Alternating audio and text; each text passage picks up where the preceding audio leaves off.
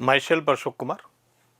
आज हम लोग डिस्कस करेंगे मैथ्स का 31 जन शिफ्ट 1 का पेपर। आज हम लोग डिस्कस करेंगे, ठीक है। देखते हैं इस पेपर में कौन सी बात किस तरह से पूछा हुआ, किस चैप्टर से कौन सा क्वेश्चन आया हुआ है, कहाँ डिफ़िकल्टी लेवल ज़्यादा है, कहाँ कम है, और इसको सॉल्व करके देखेंगे। पूरी अच्छी तरह से मैं एक्सप्लेन कर रहा हूँ, ध्यान से सुनने की कोशिश करिए, ध्यान से देखने की कोशिश करिए। Okay,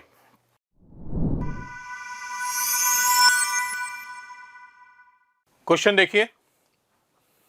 if the maximum distance of normal to the ellipse is where b less than 2 from the origin is 1, then eccentricity of the ellipse।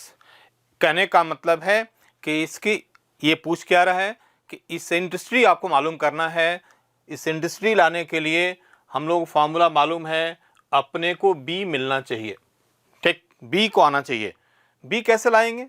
b कैसे लाएंगे? तो इसमें कंडीशन दिया हुआ है, एक बात बोली है कि मैक्सिमम डिस्टेंस कह रहा है कि ओरिजिन से इसके नॉर्मल पर 1 है। यहाँ से b पकड़ में आएगा। अब b का रेंज भी दिया है, b की वैल्यू 2 से कम है, इसका मतलब इलिप्स का ओरिएंटेशन जो होगा एक्स एक्सिस के अलोंग होगा, ऐसा कर सकते हैं। देखते हैं इसमें, जैसे देखिए, अब नॉर्मल का इक्वेशन लिखने की बात होगी। नॉर्मल का इक्वेशन लिखा, फटाफट इक्वेशन लिखेंगे। हमारा इलिप्स इस तरह से बन रहा है, ऐसे बन रहा है हमारा इलिप्स। देखिए, कोई पॉइंट पैरामेट्रिक हमने लिया a cos theta comma b sin theta, ये हमने कोई पैरामेट्रिक पॉइंट ले लिया। इस पर हमें मालूम होना चाहिए नॉर्मल का इक्वेशन क्या होता है। यदि आपको याद है अच्छी तरह से तो ये होता था, क्लियर। इस नॉर्मल का इक्वेशन को हम लिख सकते हैं ax sec theta minus by cosec theta equal to a square minus b square. You can write, इसको आप चेंज करके ऐसे लिख सकते हैं। अब क्या करेंगे, कहा क्वेश्चन में कि ओरिजिन से डिस्टेंस आप मेजर करो।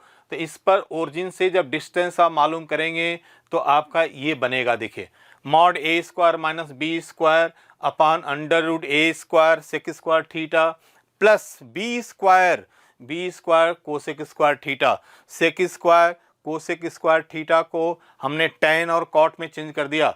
यहाँ देखिए, sec square theta can write, यहाँ लिख सकते हैं हम लोग 1 plus tan square theta.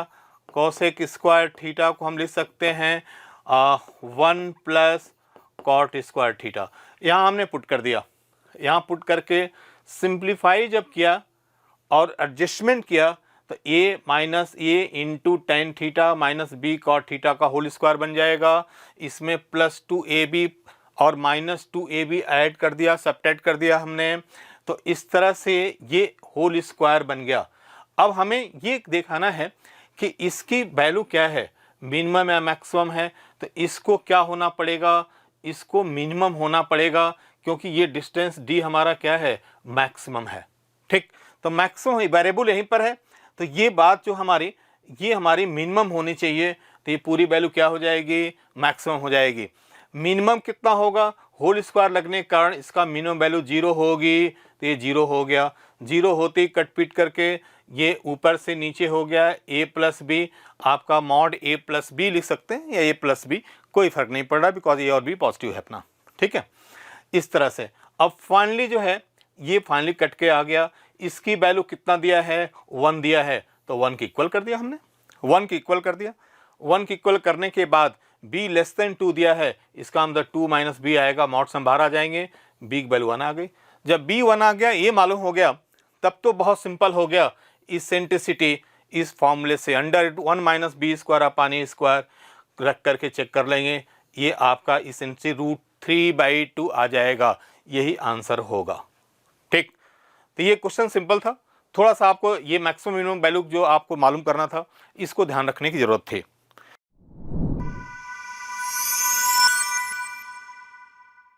Next question हम लोग का ये कह रहा है, नेक्स्ट क्वेश्चन ये है, let a differential function f satisfy fx 3 to x ft dt this, then 12 f8 चाहिए, इसको f8 चाहिए। इसका मतलब ये हुआ कि fx को बाहर लाना पड़ेगा। fx को बाहर लाएंगे आप, fx तो यहाँ है नहीं, कुछ गिवन नहीं है, इसका मतलब ये हुआ कि एफ एक्स तो इसका इंटीग्रेशन तो पॉसिबल नहीं हो पाएगा, लेकिन हमें हर हाल में एफ एक्स चाहिए। इसका मतलब ये है एफ एक्स तभी बाहर आएगा जब हम क्या करेंगे, देखिए उसको डिफरेंशिएट करेंगे। इसको क्या करेंगे, हम डिफरेंशिएट बोथ साइड करेंगे, एक्स के रिस्पेक्ट में डिफरेंशिएट करेंगे। जब हम डिफरेंशिएट करते एफ डैश एक्स, यहाँ एफ डैश एक्स आ गया, आप देखो F dash x, F x इस तरह से आ गया। ये एक डिफरेंशियल इक्वेशन बन गया, लीनियर डिफरेंशियल इक्वेशन बन गया। इसका इंटीग्रेटिंग फैक्टर हमने निकाल लिया, ये एक्स आ गया, इंटीग्रेटिंग फैक्टर एक्स आ गया।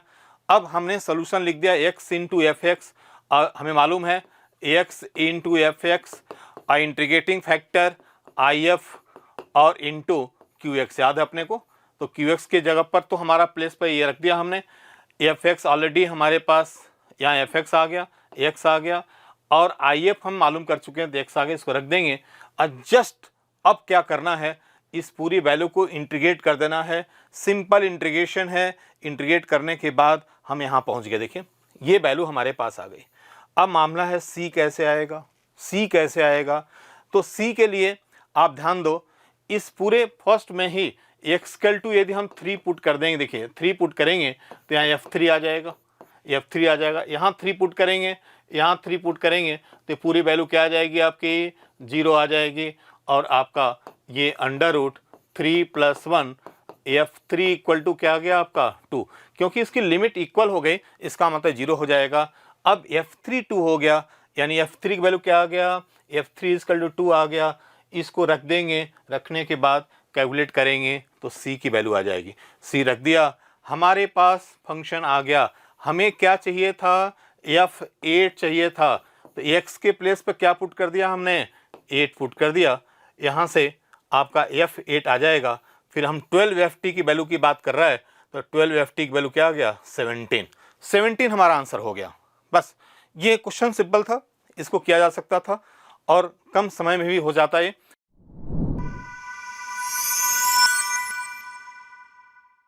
क्वेश्चन में ये कह रहे हैं कि mod z equal to 4 given है, यहाँ पर ये गिवन है। अगर इसका लोकस क्या हो पर निकालेंगे। फिर हमें कह रहा है क्वेश्चन में कि दोनों कर्व कितने पॉइंट पर कट करेंगे, या C1 C2 के अंदर लाई करेगा। इसका मतलब क्लियर हो गया कि इसका लोकस तो मालूम है कि सर्कल होगा, इसका लोकस हमें मालूम करने की जरूरत पड़ेगी।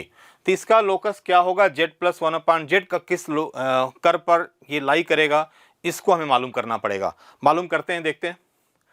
यहाँ से दो बातें हैं, ये तो ऑलरेडी z + 1/z, इसमें z बार से हमने मल्टीप्लाई कर दिया। यहाँ पर देखिए, यहाँ पर z बार से मल्टीप्लाई कर दिया, z बार आ गया, नीचे z बार आ गया। इसको लिख सकते हैं z + z बार अपान मॉड z स्क्वायर लिख सकते हैं, z + z बार अपान 16 हो गया। यहाँ पर हम आगे देखिए, यहाँ पर 16 आ गया। फिर हमने z के प्लेस पर x + iy पुट कर दीजिए, क्या कर दिया हमने, यहाँ x + iy, x - iy simplify किया, ये बन के आगे देखिए ऐसे आ गया, ऐसे आ गया। ठीक, इसको हमने कैपिटल X लेट कर लिया, इसको हमने कैपिटल Y लेट कर लिया।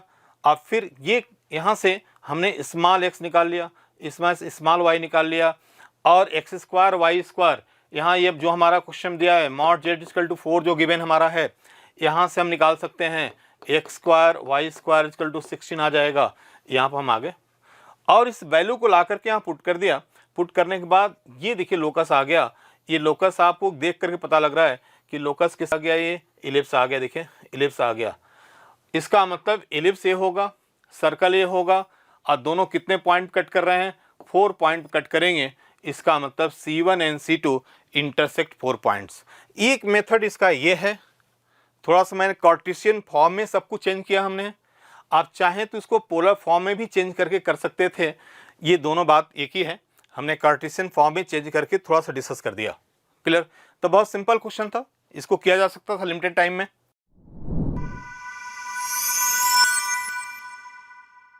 नेक्स्ट क्वेश्चन हमारा है सिंपल डिफरेंशिएशन है। देखा जाए तो सिंपल क्या है, डिफरेंशिएट करना है सिंपली। ये क्वेश्चन कह रहा है थोड़ा सा ये कंपोज फंक्शन दे रखा है, उस कंपोज फंक्शन को डिफरेंशिएट करने आपको आना चाहिए। वो कैसे करेंगे वो देखिए, बड़ा सिंपल सी बात है। इसके अंदर डिफरेंशिएट करना है, थोड़ा सा क्वेश्चन बड़ा है, थोड़ा सा कई फंक्शन को मिला करके इसने बना दिया है। अब ध्यान दीजिए किस पॉइंट पर डिफरेंशिएट करना है, x=1 पर डिफरेंशिएट करना है, ये क्लियर है। नेक्स्ट बात देखते हैं इसको। देखिए ऐसे फंक्शन पूरा हमारा ये है, देखिए ये पूरा हमारा फंक्शन है, इसको डिफरेंशिएट करना है, यानी dy/dx या f'(x) किस पॉइंट निकालना है, तो x=1 पर क्वेश्चन में जरूरत पड़ेगी। निकालना क्या जरूरत पड़ेगी, जो ऑप्शन दिया उसके हिसाब से इसकी जरूरत पड़ेगी आपको। क्लियर कि हमें f'1 की वैल्यू चाहिए क्वेश्चन में, जैसे आपको दिया हुआ है ऑप्शन में ये f'1 चाहिए, तो f'1 की हम बात करेंगे अब, dy/dx एट x=1 या f'1 की हम बात करेंगे, बात एक ही हमारी है।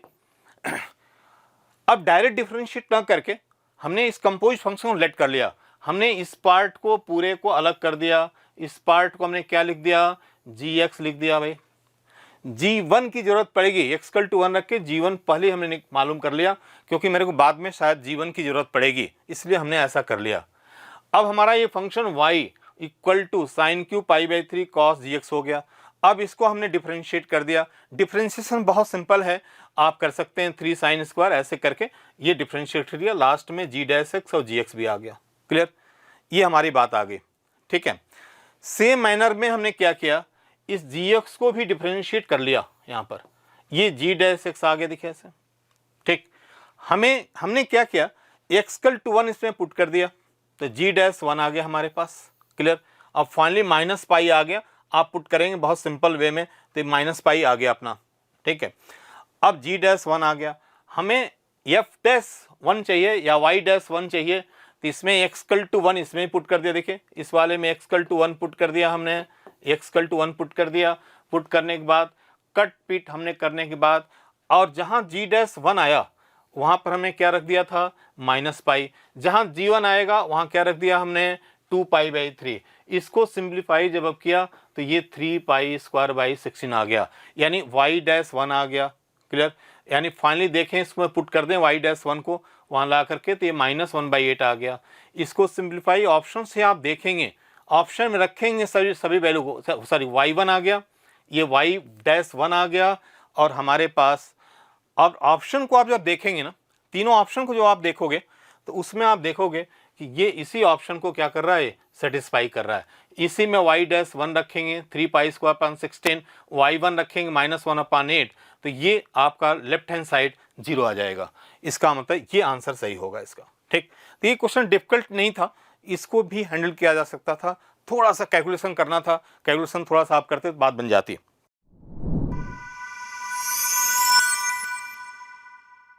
नेक्स्ट क्वेश्चन देखिए, ये मैक्सिमम मिनिमम से एप्लीकेशन पार्ट उसका आ रहा है कि एक वायर है जिसकी लेंथ 20 मीटर है।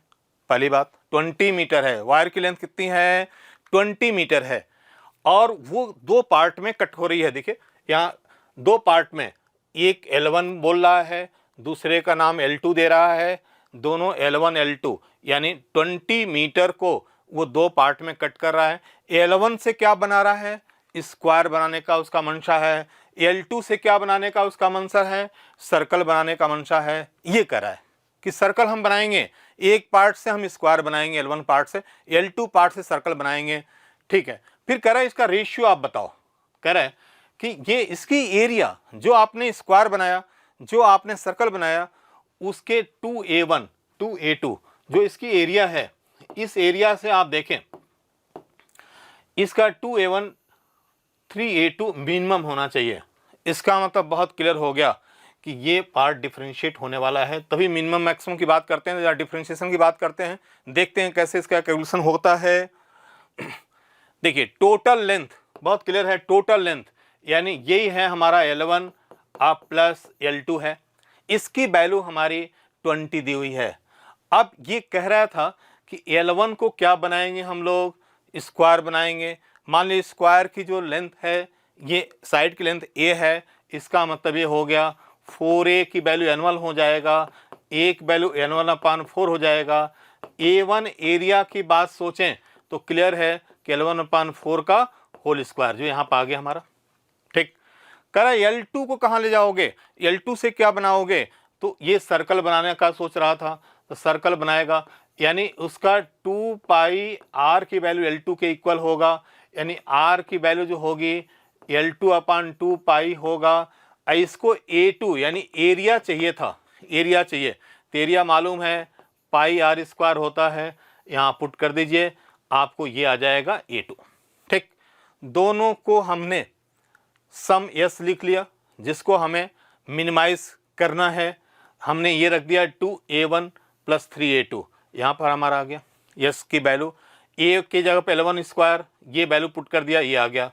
L1 + L2 हमने कहा था 20 है, इसको हमने डिफ्रेंशिएट कर दिया L1 के रिस्पेक्ट में, तो dL1/L1 1 हो जाएगा, dL2/L2 = 0, ऐसे कर लिया हमने, यानी dL2/dL1 -1 आ गया। फिर हमने इसको लिया अलग से, देखिए यहाँ पर लिया, इसको L1 के रिस्पेक्ट में डिफ्रेंशिएट कर दिया हमने, जब रिस्पेक्ट में डिफ्रेंशिएट किया इसको L1 के रिस्पेक्ट में, तो यहाँ पे आएगा 2L1/8 आएगा, इसी को हमने लिखा L1/4 लिखा है, ये आ गया dL2/dL1, dL2/dL1 के प्लेस क्या रख दिया हमने -1, आराम से जल्दी हो गया, ये पाई L1/L2 की वैल्यू क्या हो गया 6, और किस रेशियो में आ गया 1 के रेशियो में आ गया, ये आंसर आ गया। ये क्वेश्चन सिंपल था, इसको आराम से बनाया जा सकता था, अब बना सकते हैं, कोई बहुत डिफिकल्ट नहीं है, कैलकुलेशन कम है, किया जा सकता था इसको।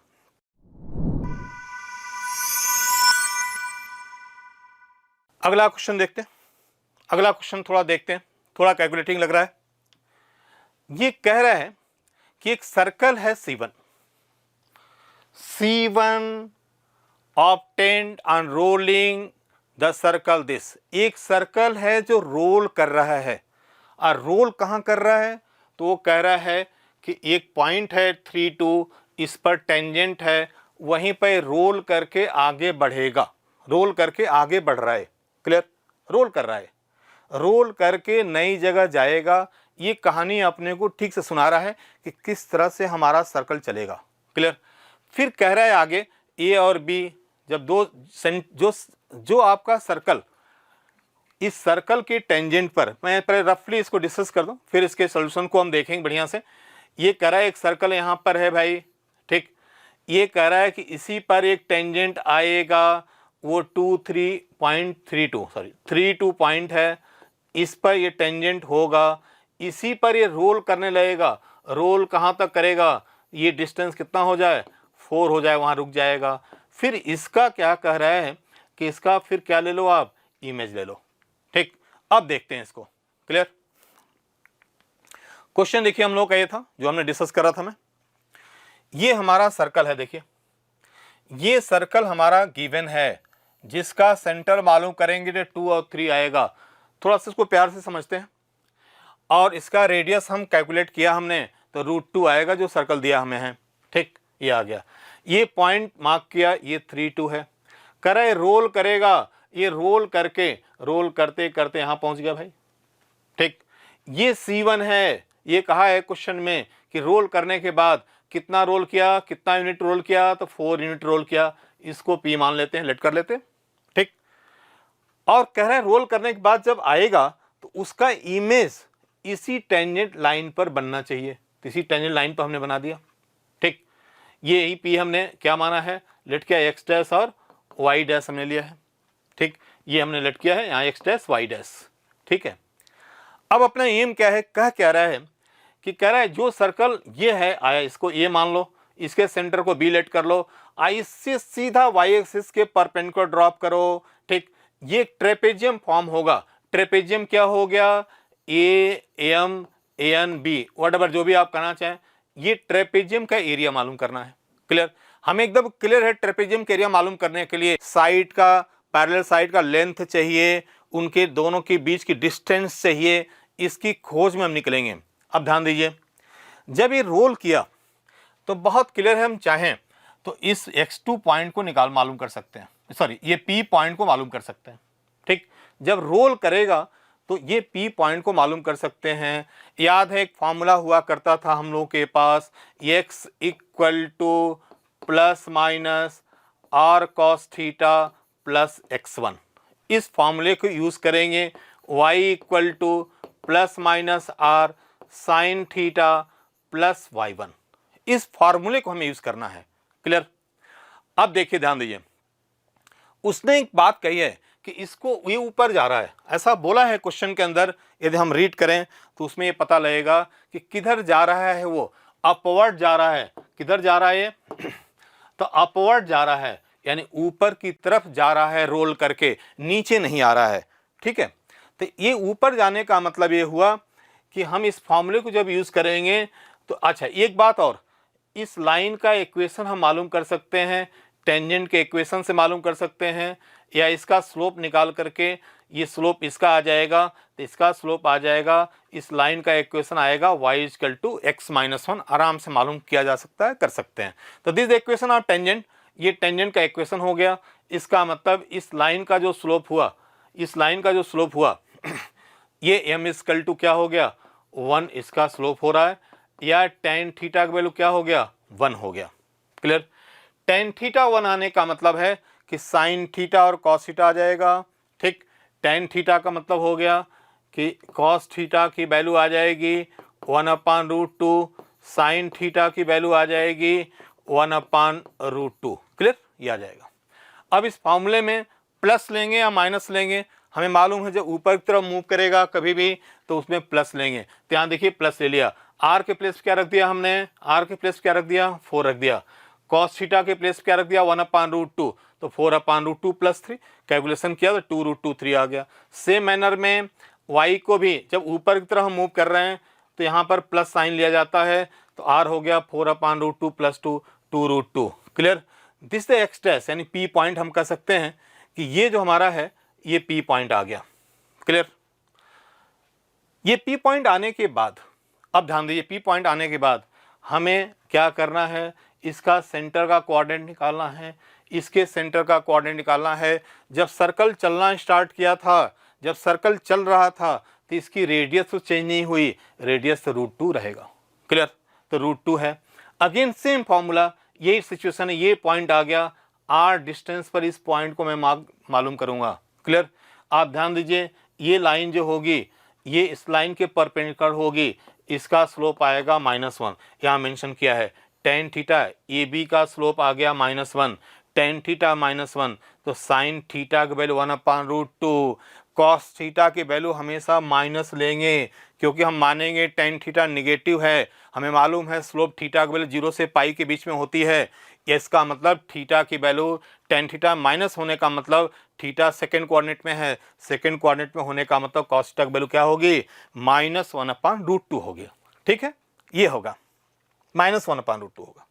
क्लियर, अब हमें ऊपर की तरफ फिर चल रहे हैं, हम ऊपर की तरफ हम जा रहे हैं, इसका मतलब r डिस्टेंस पर इस फॉर्मूले को यूज करना है। अगेन प्लस लेंगे कि माइनस लेंगे, ऊपर जा रहे हैं इसका मतलब क्या लेंगे प्लस लेंगे, तो प्लस फिर ले लिया हमने।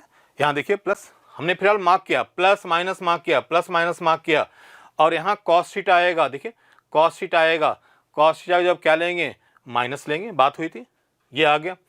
और x1 हमारा ऑलरेडी यहाँ से आएगा, ये x1 आएगा, ये x डैश आएगा, x डैश सेट कर दिया, यानी x1 की जगह पर हमारा x डैश आ गया, इसको रख दिया। ये प्लस माइनस √2 1/√2 प्लस 2√2 प्लस 2, यानी ये y डैश आ गया। यानी ये पॉइंट x2 और y2 की हम बात करने जा रहे हैं, यानी xy हमने अभी लिख लिया है, अब इसी को x2 y2 में कन्वर्ट करेंगे। यहाँ देखिए x2 y2 का मतलब ऊपर तरफ जा रहे हैं, तो किसको लेंगे इसमें से, प्लस साइन को हमने पिक किया, जब प्लस साइन को पिक करें कैलकुलेट करेंगे तो ये आ जाएगा। ठीक, फिर हमें देखिए यहाँ नीचे की तरफ उतना वही काम करें, नीचे की तरफ भी आ रहे हैं, उसी लाइन पर नीचे की तरफ आ रहे हैं, कितने डिस्टेंस ले रहे हैं √2 डिस्टेंस पर नीचे आ रहे हैं। इसका मतलब इस बार इसमें से क्या लेना चाहिए मेरे को, नीचे की तरफ उतर रहा है, इसका मतलब माइनस लेने की बात हुई है, इसीलिए यहाँ से क्या लेंगे हम लोग माइनस लिया हमने। देखिए यहाँ से यानी b की वैल्यू हम निकालना मेरे को है, कोऑर्डिनेट b मालूम करना है, तो हमने माइनस साइन ले लिया, यानी x1 y1 इसको लेट कर सकते हैं, वटएवर जो भी लेट करना, ये b पॉइंट आ गया। क्लियर, ये b पॉइंट आ गया, ये b पॉइंट आ गया। क्लियर, ये क्या लिया इसमें हमने माइनस लिया, तो -1/√2 ये आ जाएगा आपका, सिंप्लीफाई करके आप देखोगे तो ये आ जाएगा। ठीक, तो यहाँ से नीचे जब आया तो माइनस लिया हमने, कैलकुलेशन आप करेंगे सिंप्लीफाई करके, ये b पॉइंट आ गया, ये पॉइंट आ गया, ये दोनों पॉइंट हमारे पास आ गए। जब दोनों पॉइंट आ गया तो देखिए ये लेंथ आ जाएगा, क्योंकि इसके x कोऑर्डिनेट में से इसके x कोऑर्डिनेट को हमने माइनस किया, x2 माइनस 2 आ जाएगा। क्लियर? ये डिस्टेंस यानी इसका y कोऑर्डिनेट सेंटर का, ये डिस्टेंस इस सेंटर का y कोऑर्डिनेट, दोनों को सम कर दिया, आराम से ये पॉइंट आ गया। अब एरिया ऑफ ट्रेपेजियम हमें लिखना है। एरिया ऑफ ट्रेपेजियम तो हमें मालूम है कैसे लिखते हैं, 1/2 length of height and distance between two parallel lines. तो 1/2 distance between two parallel lines, sum of parallel lines. ये आंसर आ गया 4 1 + √2, ये आंसर आ जाएगा। ठीक, तो इस तरह से इसको इस फॉर्मूले का यूज़ करके सभी पॉइंट निकाल करके इस क्वेश्चन को कर सकते थे। बहुत डिफिकल्ट नहीं था, थोड़ा समय लगाने पर ये क्वेश्चन बन जाता।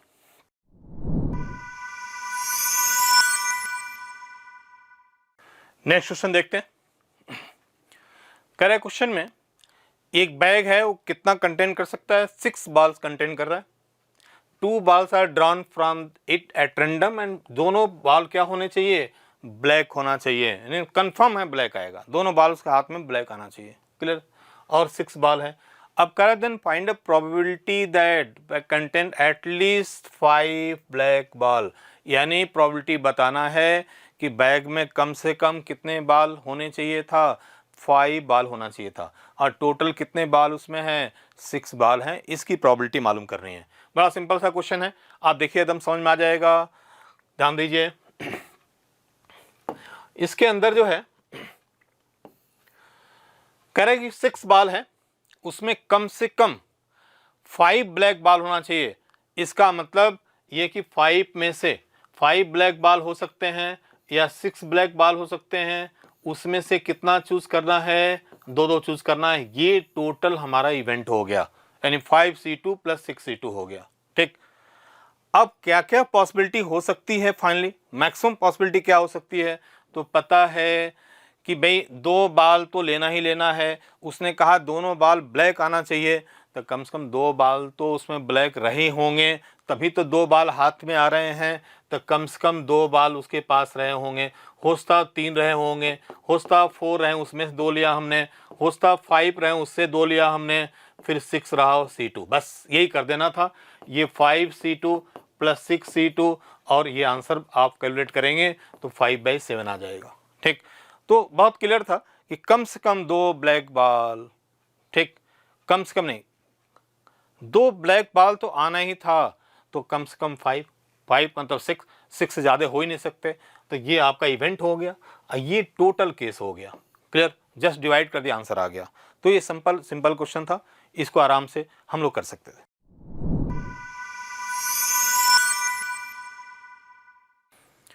अगला क्वेश्चन देखिए। नेक्स्ट क्वेश्चन जो हम लोग का है, इसके अंदर कह रहे हैं कि f(x) के बारे में बोला है कि f(x) किसको रिप्रेजेंट कर रहा है? तो एक पैराबोला को।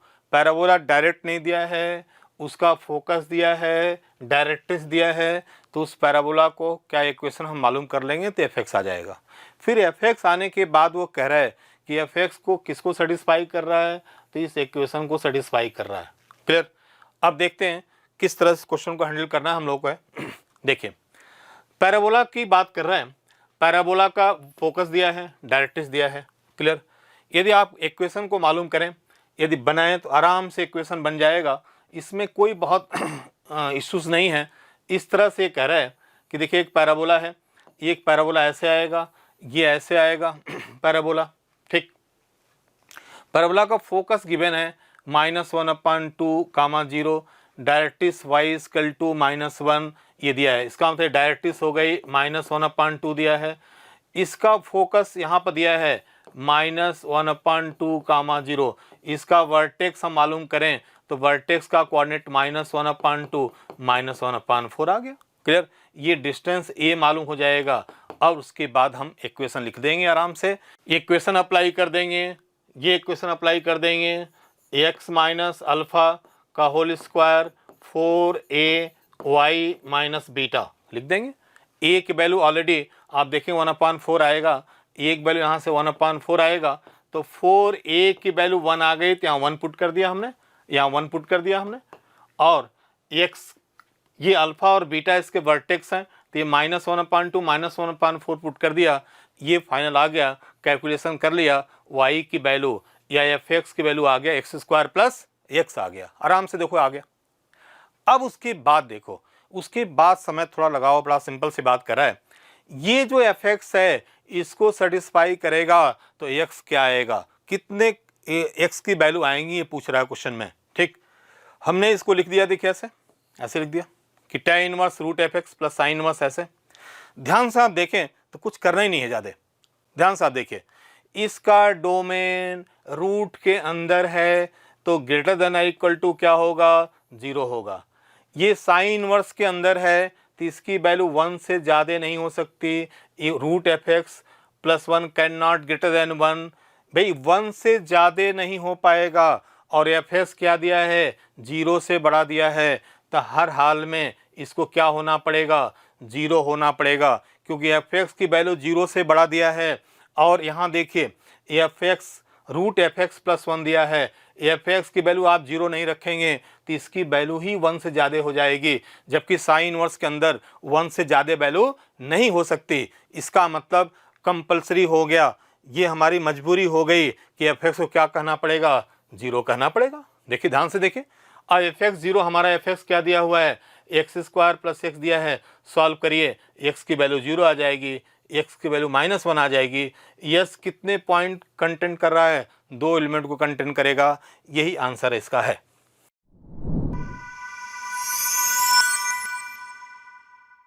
अगली बात समझिए, नेक्स्ट क्वेश्चन हमारा ये क्या करा, वेक्टर का क्वेश्चन हमारा आ गया, क्या करा उसको देख लेते हैं।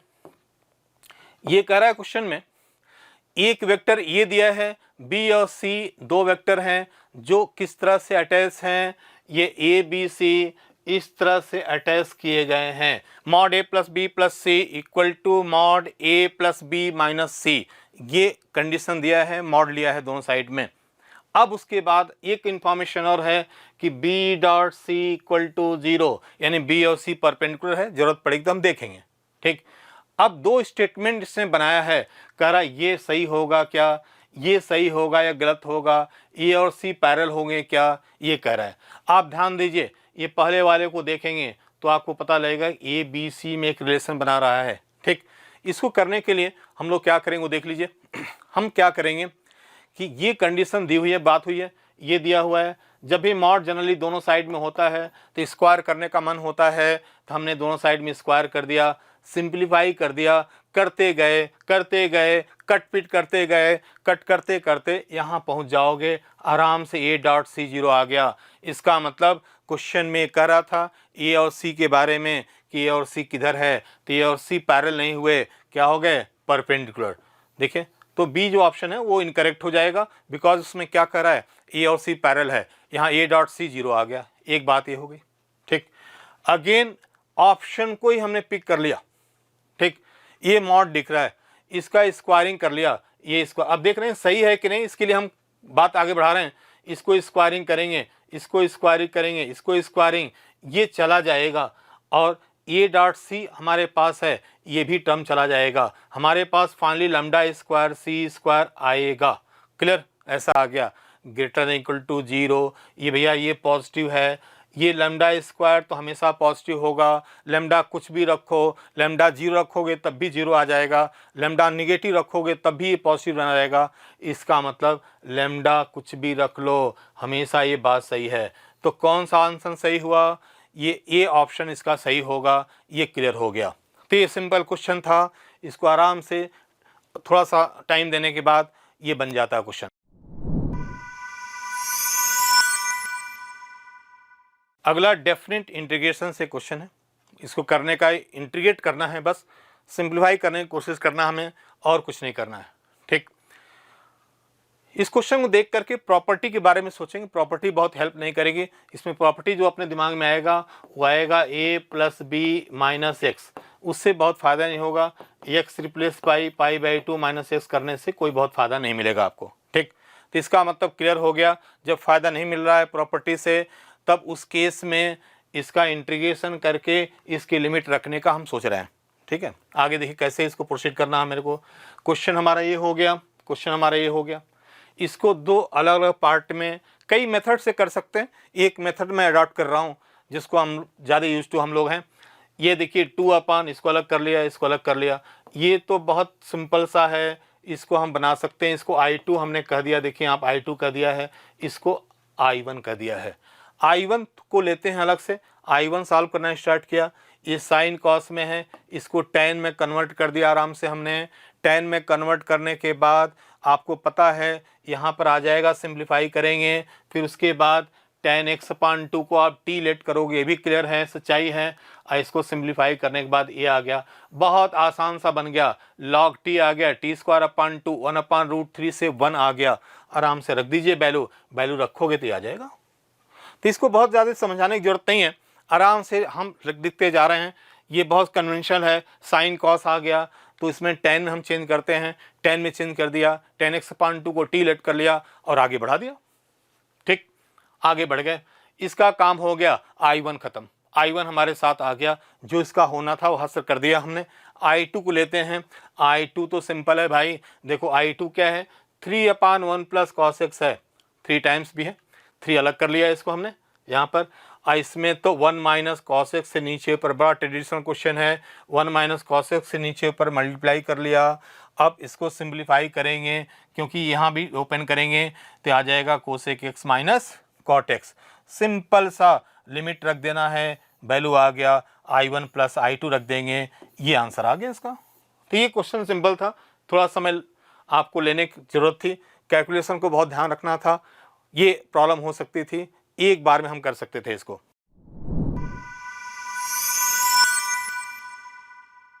चलिए ये नेक्स्ट क्वेश्चन हम देखते हैं। Let the shortest distance between line this and this be 2√6। ये कह रहा है कि 2√6 इसका जो है शॉर्टेस्ट डिस्टेंस है। आपको एकदम क्लियर देख के पता लग गया कि लैम्डा निकल जाएगा इसका, क्योंकि लैम्डा ही इसमें अननोन दिया हुआ है, यहाँ पर देखिए लैम्डा अननोन दिया हुआ है, तो लैम्डा आ जाएगा। क्लियर, लैम्डा आते ही दोनों लाइन हमारे साथ हो जाएंगी।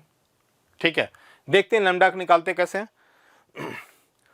जब लैम्डा के लिए हमने क्या कि पहली लाइन, दो लाइन है, दोनों की शॉर्टेस्ट डिस्टेंस का फॉर्मूला रेडी है, देखिए यहाँ पर ये रेडी है, बड़ा यूज टू हमेशा हम करते हैं, कोई बहुत डिस्कस करने की जरूरत नहीं है।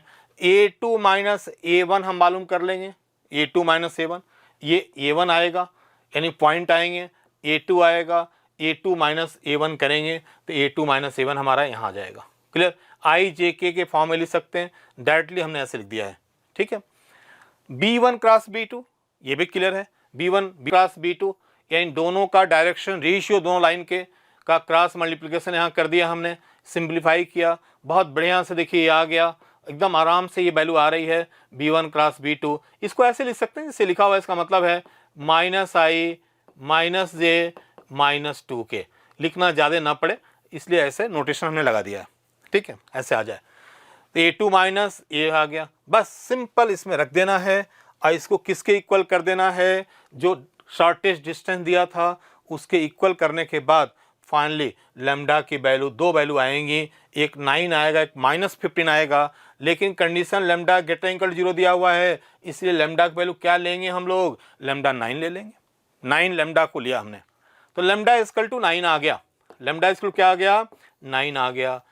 लैम्डा इक्वल 9 आते ही लैम्डा वाली लाइन हमारे पास क्लियर आ गई, ये लैम्डा वाली लाइन थी, देखिए ये वाली लाइन आ गई, x minus 5 upon minus 2, y minus lambda था 9 अपान ये 0 लिख सकते हैं, और z प्लस ये 9 आ गया अपान 1 आ गया, ये लाइन आ गई जो हमारी पहली लाइन थी। ठीक, उसके बाद एक बात और वो कह रहा है कि अल्फा बीटा गामा इसी लाइन पर लाई कर रही है।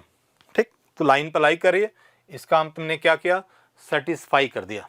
सेटिस्फाई करने के बाद ये बन गया, देखिए ये बन गया, अल्फा रख दिया, बीटा और गामा पुट कर दिया यहाँ पर, ये रखने के बाद इसको के मान लिया, अल्फा की वैल्यू, बीटा की वैल्यू, गामा की वैल्यू।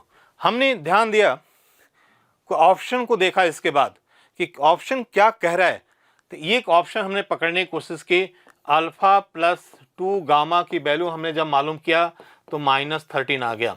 ठीक, ध्यान देना था इसमें, क्योंकि अल्फा प्लस 2 गामा सिंपली आ रहा था और ये अल्फा प्लस 2 गामा -13 ऑप्शन में दिया है, अल्फा प्लस 2 गामा की वैल्यू क्या दिया है, 24, इसका मतलब यही गलत हुआ। बस 4 ऑप्शन में एक ही तो गलत करना है, आगे जाने की जरूरत नहीं थी, ये ऑप्शन हो जाता जिस ऑप्शन में है, ये लास्ट ऑप्शन है, ये ऑप्शन इसका हमारा सही आंसर आ जाएगा। ठीक, ये करना था। ये आसान क्वेश्चन था, सिंपल क्वेश्चन था, थोड़ा सा बाद में लॉजिक लगाना था जिससे आंसर आ जाए।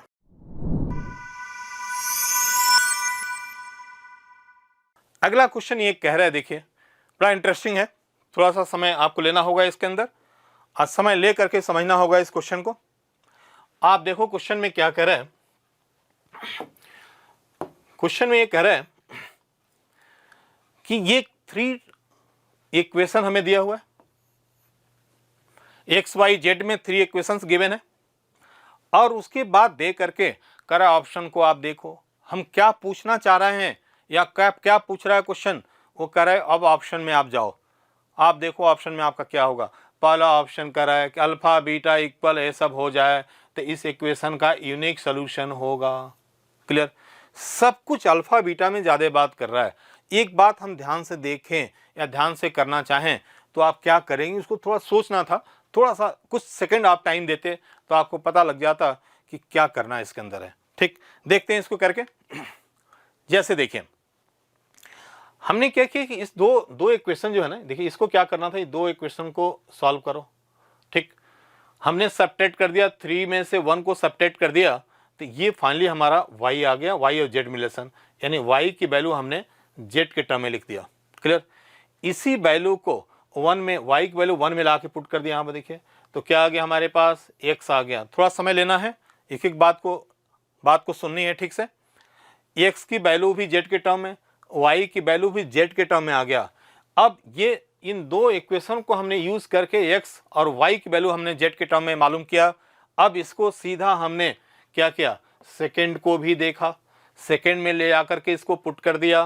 पुट करने के बाद जब सिंप्लीफाई किया तो सिर्फ मेरे को z दिखेगा, यानी यहाँ पर हम पहुँच गए। देखिए ये वाला हमारे वैल्यू आ गया। अब ध्यान से देखिए ये वैल्यू आ गई, यानी z यहाँ से मालूम हो सकता था, यानी हम z की वैल्यू ऐसे भी लिखेंगे नहीं, मैं ऐसे लिख दे रहा हूँ फिलहाल समझाने के लिए। 2 अल्फा माइनस 8 बीटा प्लस 3 अपान हो जाएगा। यदि डिवाइड करते हैं तो डिवाइड कब करेंगे भी मालूम है, जब ये 0 नहीं होगा तभी हम डिवाइड कर पाएंगे। क्लियर, चलिए ऐसे रहने देते हैं। ठीक, ऐसे ही कोशिश करते हैं आगे। आप ध्यान दीजिए, अब ऑप्शन हमारे पास z की वैल्यू आने के बाद हम ऑप्शन को देखना स्टार्ट करेंगे कि किस ऑप्शन में हमारे साथ क्या चल रहा है।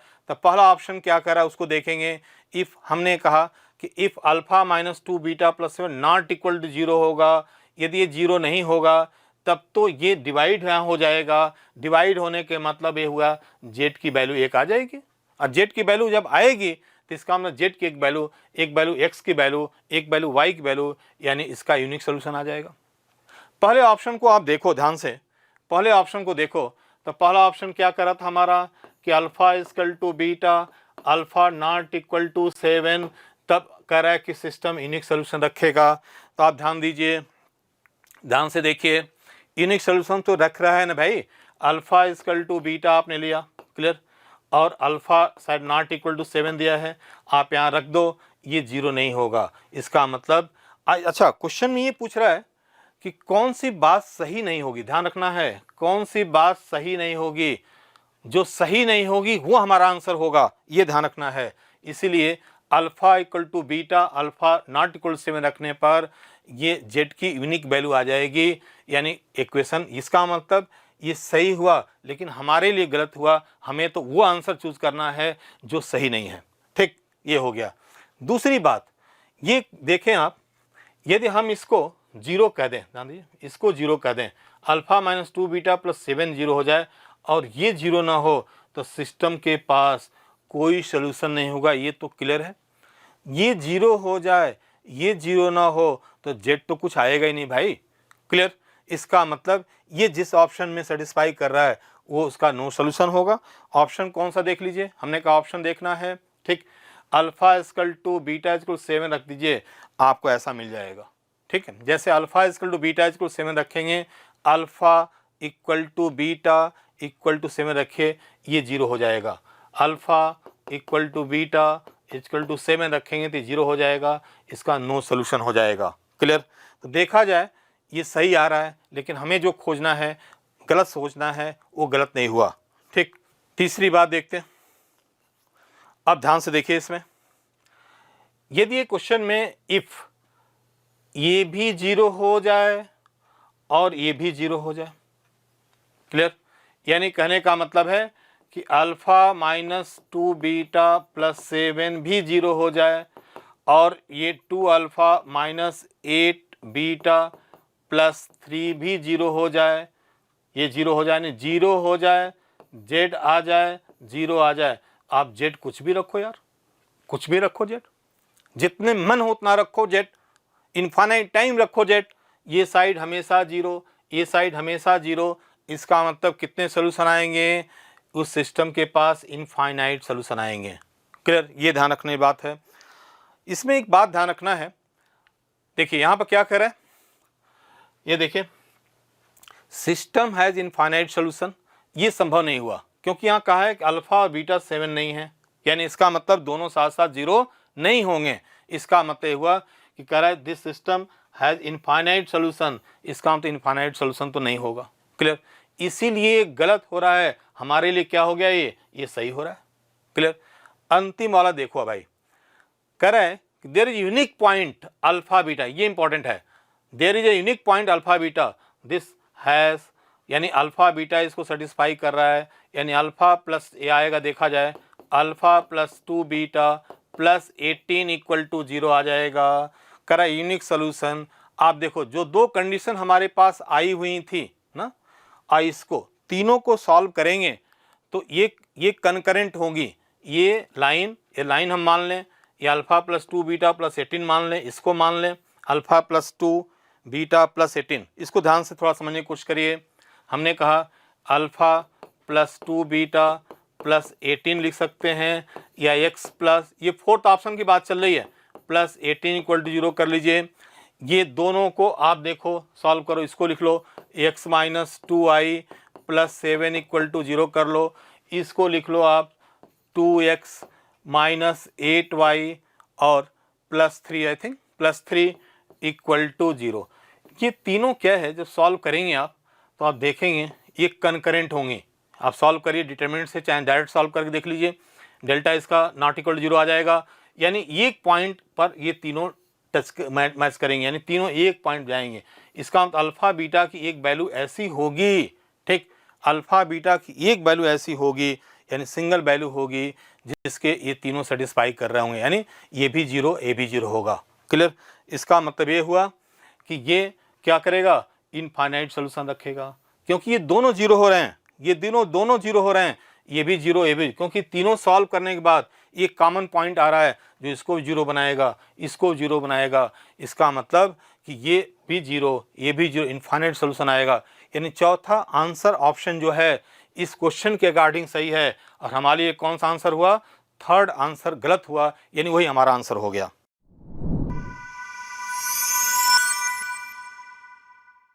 नेक्स्ट क्वेश्चन हमारा है, if the domain of the function f(x) equal to greatest integer of x upon 1 plus x square, और x के बारे में दिया हुआ है और किसके बीच में देखना है, 2 और 6 के बीच में। क्या मालूम करना है, तो रेंज मालूम करना है इसका है, तो रेंज हम मालूम करने जा रहे हैं। क्लियर, रेंज मालूम करेंगे हम लोग, ठीक है। देख किस तरह रेंज मालूम करेंगे वो देखते हैं, क्या करना चाहिए। हमने पहले डिस्कस कर सकते हैं कि जब भी क्वेश्चन में ग्रेटेस्ट इंटीजर आ जाए, आपका ग्रेटेस्ट इंटीजर आ जाए क्वेश्चन में, जैसे देखिए हम ये कहना चाह रहे हैं कि जब भी क्वेश्चन में जो आपका ग्रेटेस्ट इंटीजर का इन्वॉल्व हो जाए, अलजेब्राइक हो जाए, तो हम सोचेंगे हमेशा कि ग्रेटेस्ट इंटीजर को पहले अलग कर लेते हैं। अलग कैसे करेंगे, तो यहाँ 2 से 6 की बात कर रहा है, ये 2 है, यहाँ 6 है, यानी 2 से 3 जाना पड़ेगा, 3 से 4 जाना पड़ेगा, 4 से 5, अब 5 से 6 ये होगा।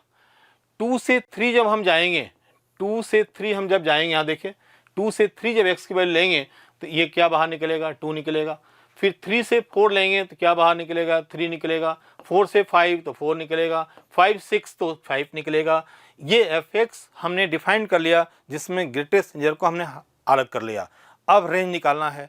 हमें मालूम है जब इंटरवल में कोई अलग अलग इंटरवल में फंक्शन दिया है उसका रेंज निकालना है, तो क्या करते हैं, अलग अलग इंटरवल में रेंज निकालते हैं, अलग अलग इंटरवल में रेंज निकाल करके फिर क्या लेते हैं, यूनियन लेते हैं।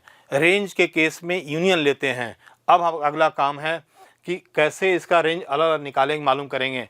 ये किसी इंटरवल में दिया है, जब भी इंटरवल में दिया रेंज निकालना है तो इसका इंक्रीजिंग और डिक्रीजिंग देखते हैं। जनरली इंक्रीजिंग और डिक्रीजिंग देखेंगे। आप ध्यान से देखेंगे सभी, या डिफ्रेंशिएट करके देखेंगे, सभी फंक्शन डिक्रीजिंग है। इसीलिए यहाँ नोट किया गया है एफ एक्स क्या कर रहा है, 2 से 6 के बीच में क्या करेगा, डिक्रीज करेगा। जब फंक्शन डिक्रीज किया तब तो समस्या नहीं अपनी है। जब डिक्रीज करेगा, देखिए 2 से 3 के बीच में डिक्रीज करेगा, फंक्शन कुछ ऐसा चलना शुरू हो गया। हमने 2 देने पर ये मैक्सिमम कितना देगा, 2/5 देगा। 3 देने रखेंगे तो कुछ इसकी वैल्यू आएगी, फिर 3 रखेंगे तो इसकी कुछ वैल्यू आएगी, 4 रखेंगे तो कुछ वैल्यू आएगी, 5 रखेंगे तो कुछ वैल्यू आएगी, 6 जब रखेंगे तो वैल्यू आएगी 5/37। क्लियर। हमने कहा यूनियन लेना है तो मैक्सिमम ये हो गया, मिनिमम ये हो गया, क्योंकि यूनियन लेंगे तो बीच में कोई प्रॉब्लम नहीं कर रहा है। इसका मतलब इसका रेंज क्या जाएगा, 5/37 से 2/5 ये आ गया।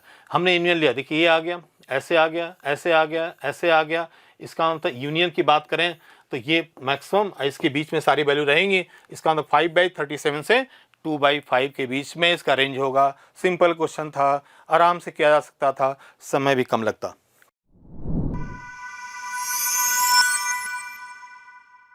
नेक्स्ट क्वेश्चन देखते हैं। ये रिलेशन से क्वेश्चन आया हुआ अपना, ठीक। थोड़ा कोशिश करते हैं, देखने की कोशिश करते हैं इसको किस तरह से लेंगे इसको। इस बार ये कह रहा है ऑप्शन देखें क्या करना है, तो ऑप्शन से दिखेगा ट्रांसटिव है, रिफ्लेक्सिव है, सिमेट्री है। इसके बारे में डिस्कस करना है। इसके सोल्यूशन को बढ़िया से हम देखते हैं, कोशिश करते हैं समझने का। आप ध्यान से देखो, ये रिलेशन दिया हुआ हमारे पास, ये रिलेशन हमारे पास दिया है, ये हमारा रिलेशन इस तरह बिहेव कर रहा है, इस कंडीशन को ले रहा है, ठीक। इस कंडीशन के हेल्प से हमारा रिलेशन डेवलप है या रिलेटेड है, ABCD इस तरह रिलेटेड है, इस बात को सेटिस्फाई कर रहा है। रिफ्लेक्सिव होने के लिए ये जैसा होगा वैसे ही इसको भी होना पड़ेगा। क्लियर। रिफ्लेक्सिव होने के लिए होना पड़ेगा। क्लियर। तो AB है तो AB रख दिया हमने, ये जहाँ C और D है वहाँ A और B रख दिया, और देखा कि दोनों इक्वल नहीं हो रहे हैं। दोनों इक्वल हो जाते तो रिफ्लेक्सिव हो जाता, दोनों इक्वल नहीं हुए तो रिफ्लेक्सिव नहीं हुआ। इसका मतलब ये हमारा रिलेशन रिफ्लेक्सिव नहीं होगा। क्लियर, ये आ गया। सिमेट्रिक के लिए पता अपने को है, उल्टा चलता है सिमेट्रिक, A की जगह B, B की जगह पर A रखने से कोई चेंज ना हो। जैसे हमने ABCD लिया, ABRCD के लिए तो ये हमारा डिफाइंड है। क्लियर। अब हमने इसको उल्टा कर लिया CDAB के लिए, फिर हमने चेक किया। चेक कैसे करेंगे, जहाँ इसी रिलेशन में जहाँ A है वहाँ क्या रख देंगे, C रख देंगे। इसी रिलेशन में जहाँ B है, इस वाले में जहाँ B है वहाँ क्या रख देंगे, D रख देंगे। जहाँ पर देखिए C है वहाँ पर A रख देंगे, जहाँ D है वहाँ क्या रख दिया, B रख दिया। रखने के बाद फिर देखा कि वही आ गया। कोई चेंज नहीं हुआ। क्लियर। जब हमने चेंज किया, इसको इधर लिया, इसको इधर लिया, और फिर हमने लिखा तो कोई प्रॉब्लम नहीं आ रही है। क्लियर। A की जगह पर C, B की जगह पर D, C की जगह पर A और D की जगह पर B रख दिया, इसी रिलेशन में वही आ गया। इसका मतलब ये है कि हमारा क्या होगा, सिमेट्रिक होगा। क्लियर। तो सिमेट्रिक तक तो बात बन गई, लेकिन ट्रांसटिव में थोड़ी सी प्रॉब्लम ये है। इसमें यदि इसको ABCD लेके चलेंगे, फिर आपको ट्रांसटिव पता ही क्या होता है, ट्रांसटिव के बारे में क्लियर है। ट्रांसटिव लिखेंगे जब हम तो ये होगा, कैसा आएगा, AB लेंगे, R लेंगे, CD होगा, एंड CD होगा, R होगा, EF होगा। फिर हमें ये दिखाना पड़ेगा कि AB होगा, R होगा, EF, ये दिखाना पड़ेगा बस। ये थोड़ा डिफिकल्ट काम है या टाइम टेकिंग काम होगा, ठीक। तो आपने दिमाग लगाया, नंबर ले लिया कोई, भाई जब ये किसी एक नंबर के लिए सही है, सब कोई नंबर चूज करेंगे सही है, उसके लिए सबके लिए सही होगा। इसीलिए थोड़ा सा इसमें ऑप्शन लगाया गया कि हमने 2, 3 और 3, 2 ले लिया, और इसके जगह पर हमने 3, 2, 5, 13 ले लिया। क्या आना चाहिए था, यानी 2, 3, 3, 2 हम लेंगे, यहाँ रखेंगे, एक बार 3, 2, 5, 30 रखेंगे, बराबर आएगा। ये आ गया। जब ये आ गया तो हमारा क्या होना चाहिए था, ये देखिए ये भी ये आ जाता 2 3 R और 5 30 आ जाता तो हमारा सही मान 2 3 5 30 इसमें रखने पर ये दोनों इक्वल नहीं आएंगे। इसका मतलब ये हुआ कि R क्या नहीं होगा, ट्रांसिटिव नहीं होगा। यानी ये नंबर चूज करना इंपॉर्टेंट था। ये नंबर आप चूज करना सिंपल है। यदि यहाँ 2 3 है, यहाँ 3 2 है, 3 2 लिख दो, इसको 5 को रखो, इसको अननोन रखो 30 को। यानी अननोन किसको रखेंगे, डी को। ये 3 2 आपने चूज कर लिया, कोई एक नंबर यहाँ चूज कर लिया तो तीनों यहाँ रख देना है, ऑटोमेटिक यहाँ से डी आ जाएगा। क्लियर। तो 30 कैसे आया, क्लियर हो गया। ये बस 2 3 3 2 यहाँ से हमने बना लिया था क्योंकि हमें मालूम हो गया था सिमेट्रिक है। तो ये कंडीशन 2 3 3 2 सेटिस्फाई 100% करेगा। 3 2 ले लिया, यहाँ कोई एक नंबर 5 लिया तो ये 30 आ गया। 30 यहाँ डी निकल जाएगा। अब उसके बाद 2 3 5 30 को इसमें रख के देखा, दोनों सही इक्वल नहीं आएंगे। इसका मतलब क्या नहीं हुआ, ये ट्रांसिटिव नहीं हुआ। इस तरह क्वेश्चन में हमेशा वैल्यू रख करके चेक करने पर ज़्यादा सिंपल क्वेश्चन बन जाते हैं। ऐसे कैलकुलेशन करेंगे बहुत टाइम लग जाएगा। ठीक।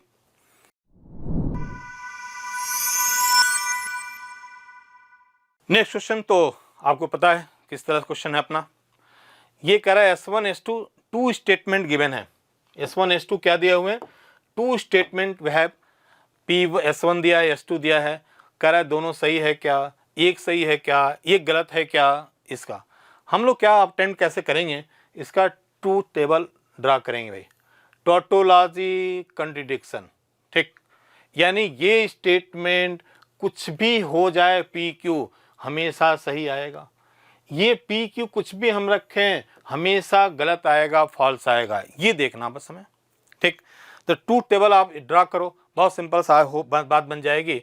जैसे देखिए इसका हमने P, इसकी 4 केस बनेगी क्योंकि P ट्रू हो सकता है, फॉल्स हो सकता है, Q ट्रू हो सकता है, फॉल्स हो सकता है।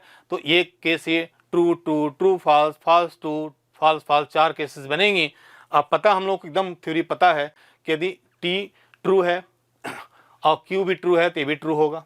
क्लियर। हमें इसकी ज़रूरत है तो ये ट्रू हो गया तो ये फॉल्स होगा, निगेशन आ गया, फॉल्स होगा। और इन दोनों के बीच में P और इसके बीच में एंड लगा है तो ये आप सॉरी ये फॉल्स है, ये आपका क्या है, ट्रू है। इसमें एंड लगा है तो फॉल्स आएगा। ठीक। जब ये फॉल्स आ गया, ये आपका देखिए ट्रू आ गया, ये आपका फॉल्स आ गया, ये ट्रू फॉल्स हो गया तो ये ट्रू होगा। पता है आर लगा हुआ है यहाँ पर, ये आपका नोटेशन आर का है। क्लियर। आर लगा हुआ है, ट्रू आ गया। हमें क्या दिखाना है, हमेशा यदि ट्रू आ गया टोटोलॉजी का, कोई फॉल्स आ गया तो इसको हम फॉल्स मानेंगे। फिर हमने ट्रू और फॉल्स लिया, ट्रू फॉल्स लिया।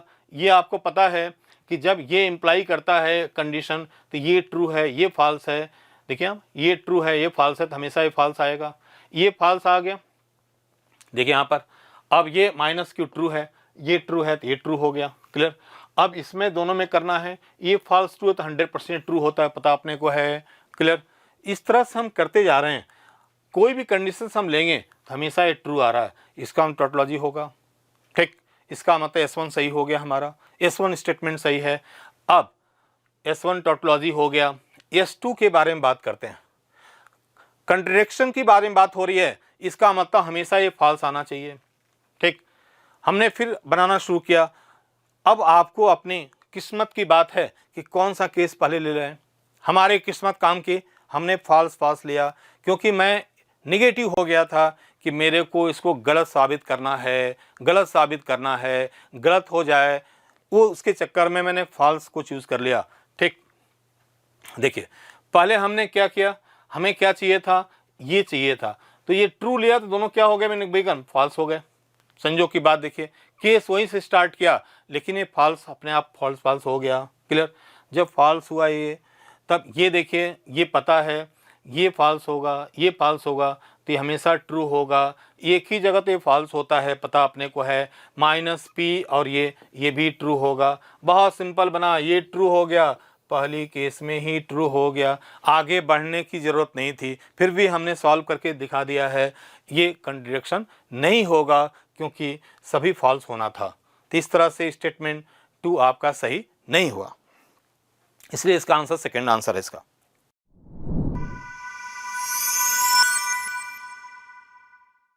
अगला क्वेश्चन ये कह रहा है if the sum and product of the two positive consecutive terms of GP R, GP के बारे में बात कर रहा है ये, क्लियर।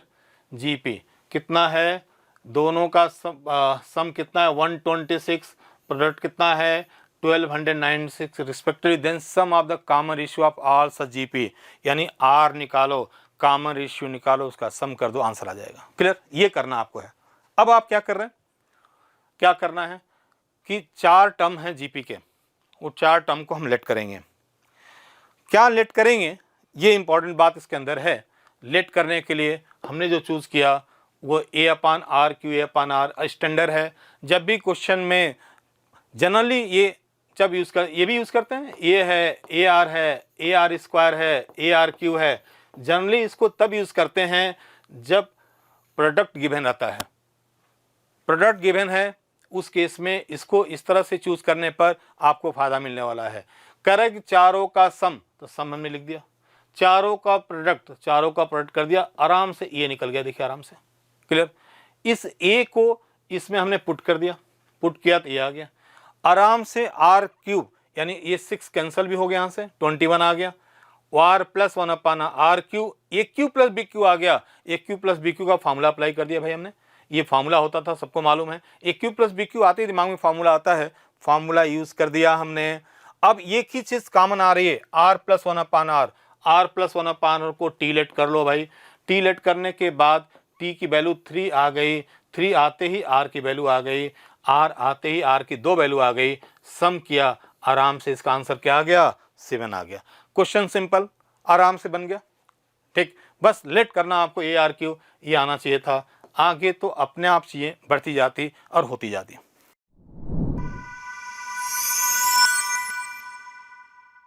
नेक्स्ट क्वेश्चन देखिए, ये क्वेश्चन मैट्रिक्स है, इसको ध्यान से देखने की जरूरत है। ए मैट्रिक्स दिया हुआ है और ये पूछ क्या रहा है वो देख लो आप। ये पूछना चाह रहा है कि भैया इसकी वैल्यू किसके इक्वल होगी। पावर बहुत बड़ा दिया, 11 दिया है, 11 इसको देखते हैं किस तरह से कर सकते हैं। सिर्फ ऑब्जर्वेशन बेस्ड है क्वेश्चन। यदि आपने ये ऑब्जर्व किया कि हमें मालूम जो करना था, A11 को मालूम करना है, ठीक। आपने ए स्क्वायर को मल्टीप्लाई किया, आपने देखा वही आ गया, ठीक। एक आपने गेस किया कि ये ए स्क्वायर को मल्टीप्लाई वही आ गया, ए क्यू किया फिर वही आ जाएगा। यानी कहने का मतलब इसको जब मल्टीप्लाई करते जाएंगे, कुछ भी करेंगे, हमेशा ए आएगा। इसका मतलब हमने बाइनोमियल यूज़ कर दिया। बाइनोमियल का फार्मूला 11C0 1 पावर 11, आई होगा तो आई का औकात ख़त्म है। यहाँ आई स्क्वायर होगा, ए पावर 10 की जगह पर चला जाएगा, उससे कोई फ़र्क नहीं पड़ता। इसमें से सारे 1 पावर 11, 1 पावर 10, 1 पावर 9 और फाइनली जो है इसमें नहीं ए आएगा तो छोड़ दिया इसको ना, इसको आई ले लिया, ये 1 होगा, ये आई आगे देखिए यहाँ पर। यहाँ तक देखा जाए तो क्या कॉमन हो गया, ये कॉमन होगा, बिकॉज 1 पावर 9 ए स्क्वायर सब इक्वल है आपस में, तो ए के इक्वल हो गया, ये कॉमन हो गया। इसका तो फॉर्मूला ही याद हम लोगों को है, ठीक। 2 पावर 11 माइनस 1 ये हो जाएगा, ठीक, -1 भी कर लीजिए, अब प्लस आई हो गया। बस सम आप डायगोनल कर रहा था एलिमेंट निकालने का, ये फाइनली आ गया। इसमें 2000 से मल्टीप्लाई कर दो, यानी 2047 ये आपको मालूम करना है। हमें डायगोनल से मतलब है, तो 2047 4 इंटू 2047 और यहाँ भी आएगा -3 2047। सबका सम करना मेरे को है, सबका सम कर दिया। देखिए यहाँ 1 ले लिया, 1 4 -3 ये कर लिया हमने सम, इसको सम कर दिया हमने। और ये 3 कहाँ से आया, आई में भैया, आई 100 0 0 1 0 0 0 1, इसका भी तो सम करोगे भाई, तो 3 आ गया। बस कर देना है, 4097 आ जाएगा, ठीक। तो बहुत डिफिकल्ट नहीं था, इसका सिर्फ ऑब्जर्वेशन ए को मल्टीप्लाई करने के बाद आइडिया लग जाता।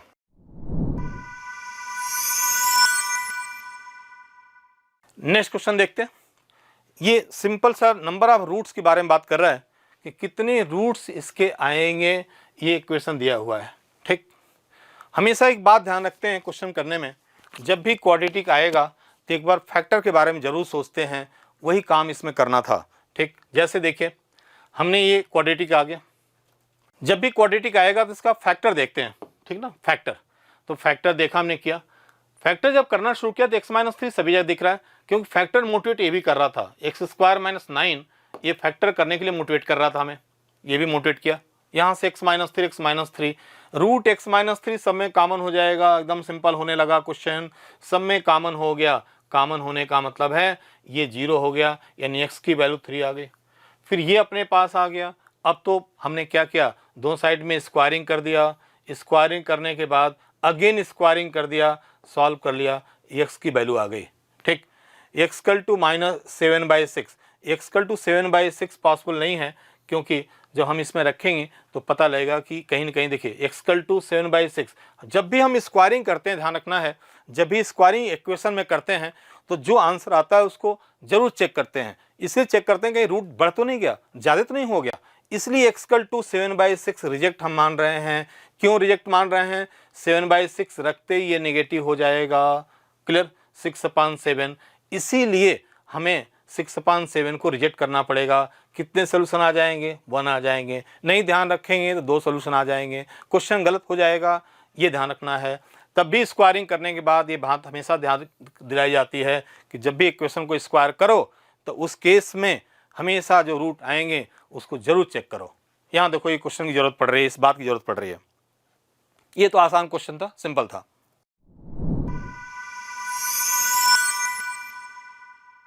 If sin inverse alpha upon 17 plus cos inverse 4/5 minus tan inverse 77/36 equal to 0, alpha की वैल्यू 0 से 13, तब कह रहा है इसकी वैल्यू मालूम करनी है, क्लियर, ये करना है। यानी मेरे को पता लग गया कि अल्फा मालूम करना है, ये इक्वेशन दिया है, इससे अल्फा मालूम करते हैं, उसके बाद कहानी देखते हैं क्या आएगा। तो साइन इनवर्स अल्फा अपॉन 17, देखते हैं इसको किस तरह हम कर सकते हैं। देखिए ये क्वेश्चन में क्या दिया है, sine inverse alpha upon 17 cos inverse 4/5 tan inverse, ये क्वेश्चन है। अब इसको हमने, ये हमेशा ध्यान रखने वाली बात होती थी, जैसे कॉस इनवर्स tan इनवर्स साथ में आ गया, इसको ट्रांसफर ले लिया इस साइड में, तो फाइनली ये आ गया हमारे पास। अब उसके बाद ये ध्यान रखना है, ये कॉस इनवर्स को हमने किस में चेंज कर लिया है, tan इनवर्स में। ऐसे करके ये 4 हो गया, 5 हो गया, और यहाँ करेंगे तो ये आपका आ जाएगा फाइनली, ठीक, ये 3 आ जाएगा, ठीक। तो इसका मतलब इसकी वैल्यू किसके इक्वल आ गई, tan इनवर्स 3/5। हमेशा ध्यान रखना है tan इनवर्स और cos inverse, tan inverse sin inverse जब भी क्वेश्चन में आता है तो उसको यदि सम करना है, सब्ट्रैक्ट करना है, तो उसको tan इनवर्स में चेंज करने पर लाते हैं, क्योंकि फॉर्मूला आसान हो जाता है। तो ये फॉर्मूला हो गया tan inverse x minus tan inverse y का फॉर्मूला है, यूज़ कर दिया हमने, ठीक। यूज़ करने के बाद ये तो अपने कहानी लेके ऐसे चल रहा है सीधा, ये tan इनवर्स आ गया। फिर इसको किस में चेंज कर दिया हमने, इसको किस में चेंज कर दिया, 8/15 था तो ये 17 आ जाएगा, यानी साइन इनवर्स आ गया, साइन इनवर्स 8/17 आ गया, साइन इनवर्स इस साइड में, साइन इनवर्स इस साइड में, ये आ गया, अल्फा का वैल्यू क्या आ गया, 8 आ गया। अब हमारे पास जो मालूम करना था उसको देखिए, sine inverse sine alpha plus cos inverse cos alpha. अब यहाँ अल्फा के ये साइन इनवर्स साइन अल्फा तो जब आएगा जब अल्फा की वैल्यू किसके बीच में लाई करे, -π/2 से π/2 के बीच में लाई करता, तब तो अल्फा आता। लेकिन अल्फा की वैल्यू क्या है, 8 है, तब कैसे मालूम करते हैं। तो सही तरीका तो कई मेथड है मालूम करने का। एक मेथड साइन व साइन अल्फा का, मैंने ग्राफ ड्रा करने की बात होती थी, हमने साइन व साइन अल्फा का ग्राफ ड्रा कर दिया। इससे आसानी से हो सकता है, ये 0 हो गया, ये पाई हो गया, ये 2π हो गया, ये 3π हो गया, ठीक। हमारा देखा जाए 8 किधर आएगा, तो 8 यहाँ आ सकता, देखिए 8 यहाँ आएगा। इसका मतलब क्या निकलेगा, ये क्या निकलेगा, 8 माइनस क्या ये सॉरी ये आएगा आपका x माइनस 2π, इसका लाइन का इक्वेशन आएगा। इसका मतलब बाहर क्या निकलेगा, नहीं 8 है, 8 6 हो गया, यहाँ पर आएगा, 8 यहाँ पर आएगा। ये ध्यान थोड़ा देखने वाली बात है, थोड़ा सा मिसिंग हो गई बात। ये देखिए एक बार इसको और ड्रा कर देता हूँ। मैं क्या समझाना चाह रहा हूँ, देख लीजिए। समझाना ये चाह रहे हैं या समझना हम लोग ये चाह रहे हैं कि अब ये साइन व साइन 8 की वैल्यू निकालनी है, इसको मैं समझाने की कोशिश कर रहा हूँ कि कैसे मालूम करेंगे। तो हमें ये का बात कर रहा था मैं कि ग्राफ के थ्रू आसानी से इसको समझ सकते हैं। साइन इनवर्स साइन एक्स का ग्राफ ड्रा कर रहा हूँ भाई, साइन इनवर्स साइन एक्स का ग्राफ ड्रा कर रहा हूँ, ग्राफ तो ऐसे चलता है, ये क्लियर है। अब इस तरह से ये 0 हो जाएगा, ये पाई हो जाएगा, ये 2 पाई हो जाएगा भैया, ये 3 पाई हो जाएगा, और 8 किधर दिख रहा है भाई, 8 यहाँ पर आएगा, ये यहाँ पर 8 आएगा, क्लियर, 8 यहाँ आ गया। इसका मतलब ये है, इस लाइन को ऑब्जर्व करेंगे, इस लाइन का इक्वेशन पता है 3 पाई माइनस एक्स होता था, यानी हमारे पास x की जब क्या हो जाएगा 8 हो जाएगा, इसका मतलब बाहर क्या निकलेगा 3 पाई माइनस 8 निकलेगा, यानी 3 पाई माइनस 8 हम लिखे यहाँ पर, ठीक। अब क्वेश्चन है कॉस इनवर्स, कॉस 8 की वैल्यू कैसे मालूम करूंगा। यदि आपको कॉस इनवर्स कॉसेस का भी ग्राफ याद है तब तो आराम से बन जाता। देखिए कॉस इनवर्स कॉस एक्स का ग्राफ, इसका ग्राफ हम ड्रा करना चाह रहे हैं, कॉस इनवर्स कॉस एक्स के ग्राफ ड्रा करना चाह रहे हैं। इस ग्राफ वाला मेथड मालूम है तो इस तरह क्वेश्चन आराम से निकल जाते थे। ये 0 होगा, ये 2 पाई होगा, ये 4 पाई होगा, और ये क्या होगा 3 पाई होगा, क्लियर।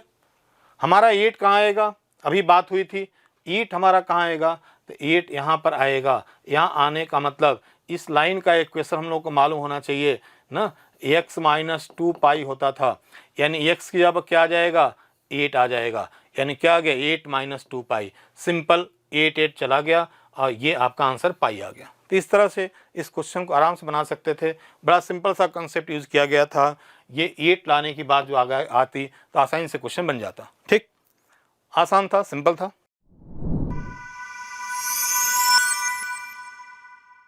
नेक्स्ट क्वेश्चन की बात करते हैं, ये क्वेश्चन को देखते हैं क्या करना है इसके अंदर है। इस क्वेश्चन के अंदर बड़ा सिंपल सा इंटीग्रेशन दिया हुआ, जस्ट इंटीग्रेट कर देना है।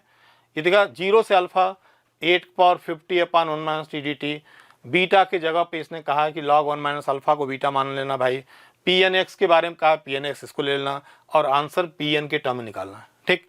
सिंपल देखिए क्या करना है इसको, ये थोड़ा सिंपल क्वेश्चन लग रहा है अपने को। देखिए हमें इंटीग्रेशन किसका करना था वो देख लेते हैं।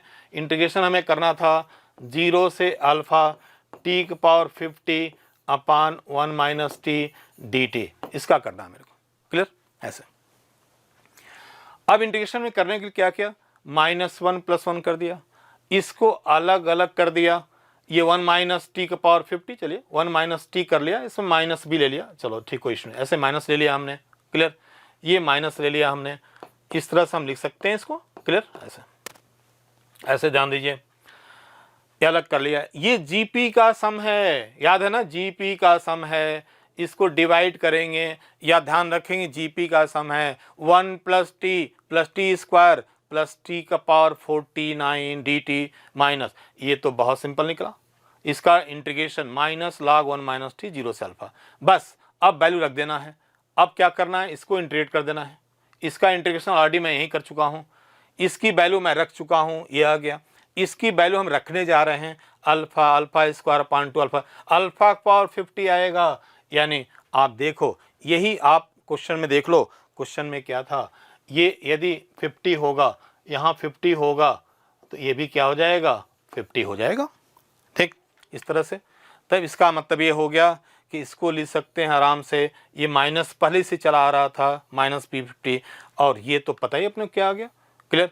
इसकी वैल्यू क्या दिया है, इसकी वैल्यू क्या दिया है, बीटा दिया है, तो आ गया माइनस कॉमन ले, बीटा प्लस p50 अल्फा आ गया। ये सिंपल क्वेश्चन था, ये बना सकते थे, ये बनाया जा सकता आराम से, ठीक है।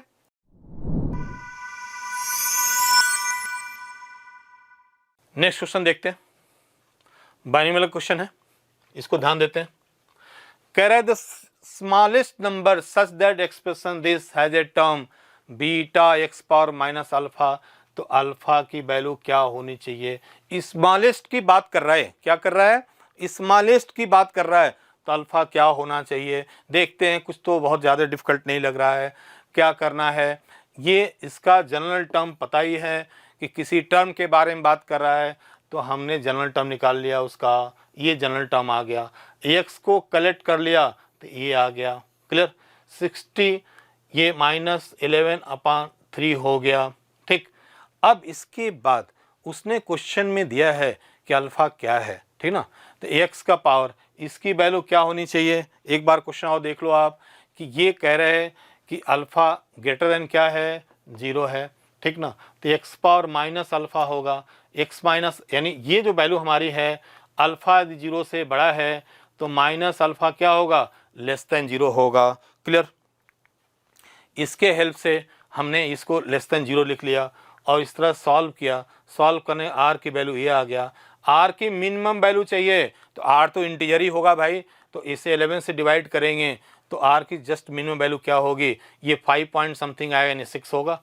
यानी 7th टर्म में हमें लिखना होगा, ये आ गया हमारा, यानी 7 टर्म होगा, यानी अल्फ़ा की वैल्यू क्या हो जाएगी हमारी, ये आपका वैल्यू आ जाएगी, ठीक 2 आ जाएगी, क्योंकि -2 है आ रहा है एक्स जगह पर, तो अल्फ़ा की value minus alpha equal to -2, तो अल्फ़ा की वैल्यू क्या आ गया, 2 आ गया। ये क्वेश्चन बहुत सिंपल था, आसानी से कर सकते थे हम लोग, ठीक है।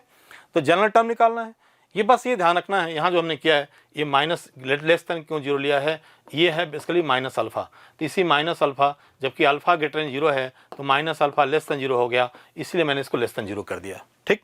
और यहाँ डिवाइड करेंगे 60/11 हो जाएगा, ये 5 पॉइंट समथिंग आएगा, 5 पॉइंट समथिंग आएगा, जस्ट इसके नेक्स्ट इंटीजर जो आएगा वो 6 आएगा, तो अब रख दीजिए, उसके बाद तो सिंपल है, ये क्वेश्चन आसान था। क्वेश्चन देखते हैं इसमें क्या कर सकते हैं। एफ एक्स जी एक्स कंपोजिट फंक्शन की बात कर रहा है ना, कह रहा है कि F of G Y equal 0 इस लाइन के बीच का एरिया मालूम करो। सिंपल हमें समझ में आ रहा है कि एफ ऑफ जी हम मालूम कर लें तो हमारा काम बन जाएगा, एरिया निकल जाएगा, उसको मालूम करने की कोशिश करते हैं। ये देखिए एफ एक्स हमारा आ गया, ये जी एक्स है। जब कंपोजिट आप करेंगे, ये हमारा जब कंपोजिट आप करोगे, एफ ऑफ जी कंपोजिट करेंगे तो पता है कि एक्स जगह पर इसको ले सकते हैं जी एक्स, यहाँ जी एक्स हो गया 0 हो गया, जी एक्स 0 से बड़ा, जी इसको जब सिंप्लीफाई करेंगे ना, जी एक्स को यहाँ रख करके जब सिंप्लीफाई आप करोगे तो आपके पास आए एक्स स्क्वायर आएगा, एक्स ग्रेटर 0 आएगा, ये आराम से 0 से छोटा आ जाएगा, यही इसका एफ ऑफ जी एक्स आ गया, ठीक। ये पता है कि एफ ऑफ जी एक्स और इन लाइन के बीच का एरिया निकालना है। सबको ड्रा कर लेते हैं, सारे सिंपल कर्व हैं। देखिए इसको जब ड्रा करेंगे, एफ ऑफ जी को ड्रा करेंगे तो ऐसे बनेगा, देखिए एक ऐसे जाएगा और एक्स लेस देन 0 के लिए ये देखिए लाइन आ रही है, ऐसे आएगी यहाँ तक, यानी एक्स एक्सिस इधर आएगा एक्स लेस देन 0 के लिए, इधर एक्स स्क्वायर यानी एक पैराबोला आ जाएगा, और ये लाइन को हमने ड्रा किया, ये लाइन सिंपल सी ये लाइन आ गई, यही लाइन है 2i minus x equal to 15 हो गया। इन दोनों को इसको सॉल्व किया तो 3 कॉमन 9 आएगा सॉल्व करने के बाद, ये भी सच्चाई है। और ये लाइन हमारी एक्स एक्सिस कहाँ कट कर रही है ये भी पता लग गया। हम लोगों को किसके बीच में एरिया निकालना है, फर्स्ट कोऑर्डिनेट में आपको मालूम करना है, ये एरिया मालूम करना है।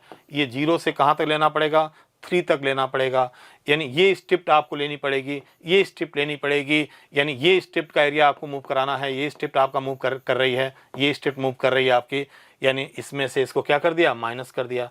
सिंपल इंटीग्रेशन और वैल्यू रख दिया, आपका एरिया क्या जाएगा, 72 आ जाएगा।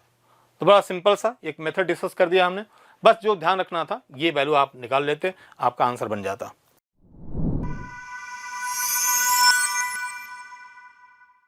नेक्स्ट क्वेश्चन कर रहा है number of 4 digit number that are less than और इक्वल टू दिस आइदर 3 से डिवाइड होगा या 11 से डिवाइड होगा, ठीक। ये तो क्लियर है, 3 और 11 अलग अलग नंबर हैं, प्राइम नंबर हैं, तो दोनों में आप एक बार ड्रा कर देखते हैं, कोशिश करते हैं कहाँ तक जा रहा है। ये 4 डिजिट नंबर है, ये 2800 और 4 डिजिट का नंबर और उससे बड़ा नहीं होना चाहिए करा ना। देखते हैं इसको थोड़ा करने की कोशिश करते हैं, बड़ा सिंपल सी कहानी है। 4 डिजिट का नंबर है, 3 से डिवाइड है, एकदम केस हम लोग को मालूम है कि एक तो ये लास्ट नंबर हमें ज़रूरत नहीं है, देखिए 2800, क्योंकि 3 से भी डिवाइड नहीं हुआ कभी भी ये नंबर आपको पता है 11 से नहीं डिवाइड, इसलिए 1000 यानी 4 डिजिट का नंबर आपको फ्रेम करना था, बनाना था, तो 1000 से इसके 20 के नंबर यानी ये भी इंक्लूड है, इसके 20 के जो नंबर होंगे वो हमारे काम के होंगे। अब क्वेश्चन है जब 4 डिजिट के नंबर होते हैं तो आपको पता है कि पहला जो नंबर आएगा 3 से डिविजिबिलिटी हम देख रहे हैं 1, दूसरा आएगा 1005 आएगा, क्लियर, ऐसे तीसरा आएगा 1000 ना, 3 का ऐड होगा, 8 आएगा। ये सब 3 से डिवाइड होते हैं, ये एपी में नंबर बनते हैं, ध्यान रखना है 4 डिजिट नंबर जो होते हैं। तो कितने नंबर इसके बीच में होंगे, तो हाईएस्ट क्या ले लिया हमने 2779, लेट कर लिया इसके बीच में n नंबर ऐसे होंगे जिनके कॉमन डिफरेंस ये होंगे, तो पहला नंबर हो गया n-13। ये 4 डिजिट के नंबर के बारे में बहुत क्लियर आपको आइडिया होना चाहिए था। इस तरह से कितने नंबर हो गए, यानी 1000 से 2800 के बीच का जो नंबर है, ये इसको इंक्लूड किया हमने क्योंकि ये डिवाइड नहीं होता, इसलिए 1000 ये लास्ट नंबर यही होगा हमारा जो डिवाइड 3 से होगा, इसलिए इसको हमने ले रखा है। ठीक, तो n 600 नंबर ऐसे होंगे जो इसके बीच में क्या होंगे, डिवाइड 3 से डिवाइड होंगे। क्लियर, ऐसा हो गया। तो n हुआ नंबर ऑफ डिजिट 11। ओ ध्यान, 11 से कितने डिवाइड होंगे। 11 की बात तो कहानी पता ही हमें है कि 11 से जब 4 डिजिट नंबर को डिवाइड करते हैं तो क्या करते थे हम लोग। क्लियर, ये बहुत ध्यान रखने वाली बात है। तो ये देखिए इसमें क्या किया, पहले हमने क्या लेना है हमें कि 1 से ये लास्ट में 2799 ले लिया हमने। ये क्या करते थे हम लोग, ग्रेटेस्ट इंजर 11 डिवाइड ग्रेटेस्ट इंजर लेते थे हम लोग। ग्रेटेस्ट इंजर लेंगे तो ये डिवीजन जितना आएगा वही नंबर मिल जाते थे। फिर हमने क्या लिया कि 1 से 199 तक, क्योंकि हमें 1 to 1000 से इसके बीच में लेना है, तो हमने 1 से यहाँ तक ले लिया, तो इसमें से इसको माइनस कर दिया। ये भी 11 से डिवाइड करने पर, इसका ग्रेटेस्ट इंजर लेने पर जो नंबर आते हैं वही नंबर जो होते हैं उतने ही नंबर जो है 11 से डिवाइड होते हैं। ये रूल पता होना चाहिए। इसको माइनस किया तो 164 आ गया। क्या आ गया, 164 आ गया। ठीक, यानी 11 से जो डिवाइड होंगे वो कितने आ गए, 164 नंबर आ गए। 3 से डिवाइड होंगे 600 आ गए। क्लियर, लेकिन कुछ ऐसे भी नंबर होंगे जो दोनों से 33 से डिवाइड होंगे, उनको आपको माइनस करना पड़ेगा। 33 से डिविजिबिलिटी सेम मैनर में ऐसे ही, 1 से इतना ले लिया हमने, इसको 33 कर लिया, ग्रेटेस्ट इंटीजर ले लिया। फिर 1 से 999 का ले लिया हमने, माइनस कर दिया, और इससे जो बन के आएगा, निकल के बाहर आए ग्रेटेस्ट इंटीजर से, ये नंबर होगा 54 नंबर जो होते हैं। इसके रूल आपको पता होना चाहिए, ये आप इसलिए मैं कर पा रहा हूँ, यहाँ कर दे रहा हूँ। 54 नंबर टोटल कितने हो गए, देख लिए टोटल कितने हो गए। तो कितने हो गए इसमें, 600 ए हो गया, 160, और कॉमन कितने थे 54 माइनस कर दिया, टोटल कितना आ गया 710 आ गया। ठीक, तो ये क्वेश्चन हम लोग कर सकते थे, लेकिन ये क्वेश्चन तभी होगा जब डिविजिबिलिटी की बात मालूम रहे। ठीक, 11 से 3 से 33 से डिवाइड करने का क्या रूल है, तब आपको ये मालूम हो पाएगा, ये कर पाते हैं हम।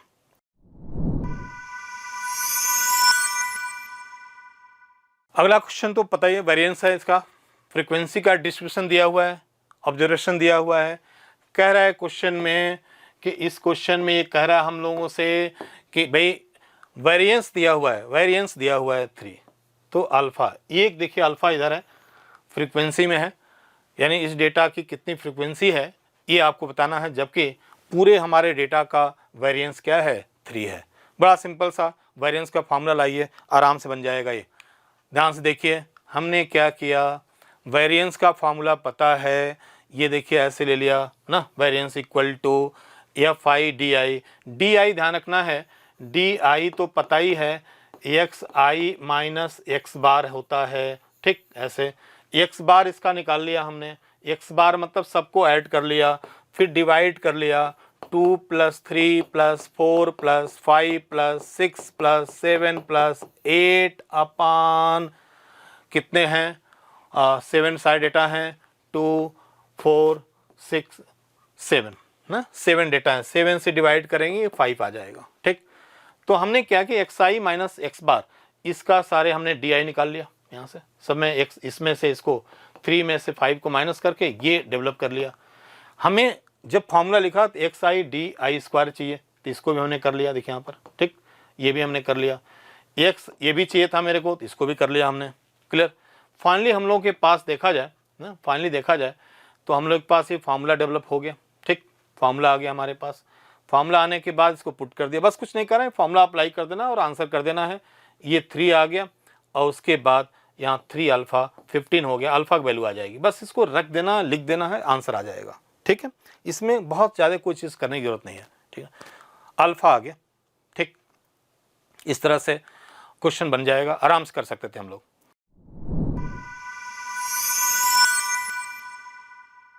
नेक्स्ट क्वेश्चन देखते हैं, ये क्वेश्चन क्या कर रहा है हम लोग से, क्या कहना चाह रहा है वो देखो आप, सिंपल है, आसान है। Correct, theta with angle between the plane this and this, दो प्लेन है उनके बीच का एंगल क्या है, अल्फा है।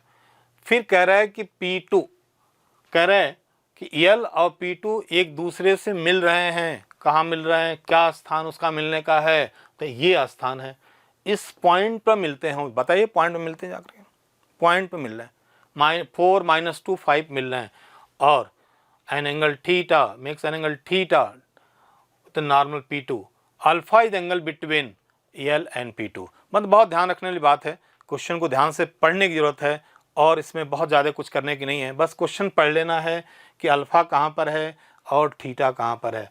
अल्फ़ा के बारे में कहा है कि alpha is the angle between L and P2, L and P2, ध्यान रखना है, L एंड P2, L और P2 के बीच का एंगल है। ठीक, आगे बढ़ते हैं, देखिए ध्यान से देखिए, ये देखिए ये दोनों प्लेन जो हमारे हैं उनके बीच का एंगल निकालिए, यहाँ देखिए कॉस थीटा से N1 निकाल लिया, पहले वाले प्लेन का नॉर्मल हो गया I + J + 2K, दूसरे का N2 हो गया 2I - J + K, ये आ गया, और इन दोनों वेक्टर के बीच का एंगल ही हमारे दोनों प्लेन के बीच का एंगल होगा, तो कॉस्टा निकाल लिया 1/2 आ गया, यानी कॉस थीटा कहाँ मालूम हो गया मेरे को। फिर कह रहा है कि L और P2 के बीच का एंगल क्या कर रहा है, वो अल्फ़ा कर रहा है, ये पता लग गया तो अल्फ़ा की वैल्यू भी पता लग जाएगी, कितना आ जाएगा, जस्ट में से π/2 - अल्फ़ा, दोनों के बीच का एंगल 90 है, तो π/2 - अल्फ़ा π/3, अल्फ़ा की वैल्यू क्या आ जाएगा, π/6 आ जाएगा। बहुत सिंपल है, यदि हम मालूम करें दोनों के लाइन और प्लेन के बीच का मालूम डायरेक्टली हम करें तब भी आ जाएगा π/6। अब बस यहाँ वैल्यू रख देना है और आंसर आ जाएगा। तो ये क्वेश्चन सिंपल था, जल्दी क्या रास्ता था कोई, ये बहुत सिंपल क्वेश्चन दिया हुआ है, ठीक ना। L दोनों बीच का एंगल, L और P2 के बीच का एंगल मालूम करके यहाँ रख देना और आंसर आपके पास होगा, ठीक है।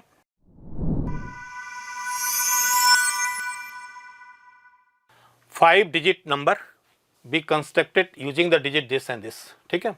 ये कह रहा है क्वेश्चन में कि ये आपके 6 डिजिट्स दिए हुए हैं, कह रहा है कि द सीरियल नंबर्स, ये जब आप बनाना एक सीरियल से स्टार्ट करेंगे तो ये कब आएगा, 4 2 9 2 3। इसको देखते हैं अरेंज कैसे करेंगे, आप ध्यान से देखो, ठीक ना। क्या कहानी क्या है, हमारा जो नंबर है उस नंबर को पहले देखते हैं। हमारा नंबर है 24923, 24 सॉरी, नंबर हमारा है 4292 42923, एक बार और चेक कर लेते, हाँ 42923, ठीक। इस नंबर को लाना है, 42923 को लाना है मेरे को, ठीक है, इसको लाना है। और हमारे पास डिजिट्स क्या है, डिजिट क्या है हमारे पास, डिजिट क्या दी हुई है, 0 2 3 4 7 9, 0 है, 2 है, 4 है, और हमारे पास 7 9, ठीक है। ये नंबर्स हमारे पास है, 0 2 3 4 7 9, 0 2 3 4 7 एंड 9, ये नंबर हमारे पास है, ठीक है। ये हमारे पास नंबर है, ठीक है। हमें करना क्या है वो देख लो आप, करना क्या है, कह रहे हैं कि ये इस तरह से अरेंज करें कि ये आ जाए फाइनली। कब आएगा, कब, कितने देर के बाद आएगा, क्या करना पड़ेगा, हमें मालूम है किससे हम स्टार्ट करेंगे, कितने डिजिट का नंबर बनाना है, तो हमें पता है कि 5 डिजिट का नंबर बनाना है, कितने हमारे पास हैं वो दिख रहा है, तो किससे स्टार्ट करेंगे, हम 2 से स्टार्ट करेंगे, रिपीटेशन अलाउ है, तो इसको 2 से स्टार्ट होने वाले नंबर कितने बनेंगे, तो 1 2 3 4 5 6 हमारे पास हैं, तो ये 6 तरीके से यहाँ हो सकते हैं, ये भी 6 होगा, ये भी 6 होगा, ये भी 6 होगा, ठीक। तो इसका हम तो 6 × 6 × 6 कर लो, ये आ जाएगा, ठीक, क्लियर हो गया। फिर हम देखेंगे 3 से कितने स्टार्ट हो रहे हैं, क्योंकि हमें 4 2 9 2 3 को देखना है, तो 3 से स्टार्ट, सेम स्टोरी होगा, ये एक तरीका होगा, ये 6 होगा, इस 6 को मल्टीप्लाई कर देना, आपके पास आंसर आ जाएगा। 3 के बाद 4 से किसने स्टार्ट होंगे, तो एक बात ध्यान रखना है, 4 0 पहले आएगा स्टार्टिंग में, तो 4 को भी फ्रीज कर दिया, 0 को फ्रीज कर दिया, ये 6 होगा, ये भी 6 होगा, पता ही है। तो 4 0 यानी 4 के बाद 0 होगा, वो कितने नंबर आएंगे, तो 216 नंबर्स आएंगे, ऐसे बनेंगे। फिर हमने किसको फ्रीज कर दिया, 4 2 को फ्रीज कर दिया और 0 को भी फ्रीज कर दिया हमने, कि 4 2 0 से कितने नंबर स्टार्ट होंगे, तो 636 नंबर होंगे, जो किसमें 3 डिजिट फिक्स होंगे, 4 2 0। अब ये आगे बढ़ रहे हैं, देखिए, तो हमने 4 2 0 कर लिया। अब हमने क्या किया, 2 को भी ला दिया, ये 4 रखा हमने, 2, क्योंकि 4 से आगे नहीं बढ़ना है, बिकॉज यह 4 ऑलरेडी फिक्स है, यहीं तक मेरे को पहुंचना है। फिर देखिए ये भी 6 6 हो जाएगा, 36 हो जाएगा। अब हमने 4 2 0 भी, 4 2 2 भी हो गया। अब क्या आएगा हमारे पास, 3 आना है, क्योंकि 4 2 भी हमें, अब देखिए 4 2 तक हमारे पास हो गया है, यहाँ 3 नहीं ला सकते, ये ज़्यादा हो जाएगा, ठीक। तो इसका मतलब हमें क्लियर हो गया, 4 2 को हम फ्रीज करते जाएंगे, 4 2 को आप छोड़ेंगे नहीं साथ, ये एक तरीका हो गया, एक मेथड हो गया।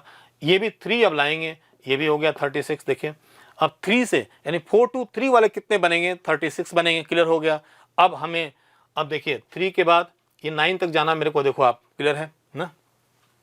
ये भी एक इसको फ्रीज कर दिया, इसको फ्रीज कर दिया, इसको फ्रीज, फिर 36 हो गया। 4 के बाद हमारे पास 5 नहीं है, डायरेक्ट क्या आएगा, 7 ले लिया हमने, तो ये तो 4 2 हमारे फिर 7 आ गया, 7 से स्टार्ट, ये हो गए। फिर हमने 9 को लिया।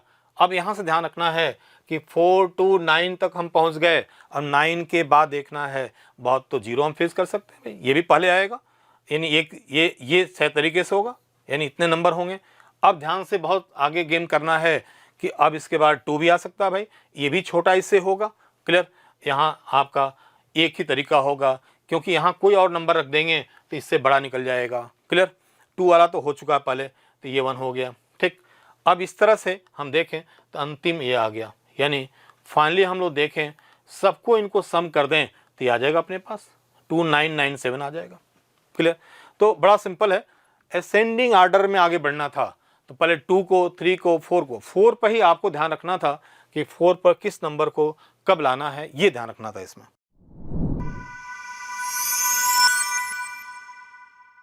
हाँ, नेक्स्ट क्वेश्चन देखते हैं।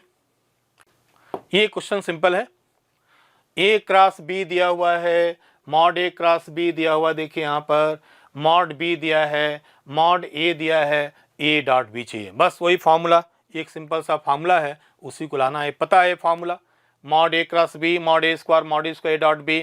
इसमें आप ध्यान दें कि A भी मालूम दिया हुआ क्वेश्चन में, A भी दिया हुआ रख देना, आ जाएगा क्वेश्चन, A डॉट B की वैल्यू, ये आसान क्वेश्चन था, बस A डॉट B लेना है, पता है फॉर्मूला ना, A क्रॉस B का फॉर्मूला तो पता है ना भाई, A cross B mod A mod B sine theta unit vector, इसका जब हम मॉड लेते हैं या स्क्वायर में मॉड लेते हैं तो mod A mod B mod sine theta आता है, चलो स्क्वायर भी कर लेते हैं, A क्रॉस B का होल स्क्वायर, मॉड A का whole square, mod B sine square 1 minus क्या लिखते थे हम लोग, कॉस स्क्वायर थीटा लिखते थे, mod A square mod B square, जल्दी लिख रहा हूँ इसलिए कि बहुत टाइम ना लगे, माइनस, ठीक ना। इसमें देख लीजिए आप, यहाँ देख लीजिए, अब यहाँ से इसको मल्टीप्लाई करेंगे, थोड़ा एक बात इसको चेक कर लेते हैं, ये देखिए ध्यान दीजिए, ये आ जाएगा mod A square mod B square minus mod A square mod B square और कॉस स्क्वायर थीटा, यानी फाइनली आ जाएगा, देखिए मॉड A स्क्वायर जो आना था mod B square minus A dot B का स्क्वायर, इसकी बात मैं कर रहा था, देखिए यही लिख दिया यहाँ पर, वैल्यू रख दिया और आंसर आ गया, ठीक है।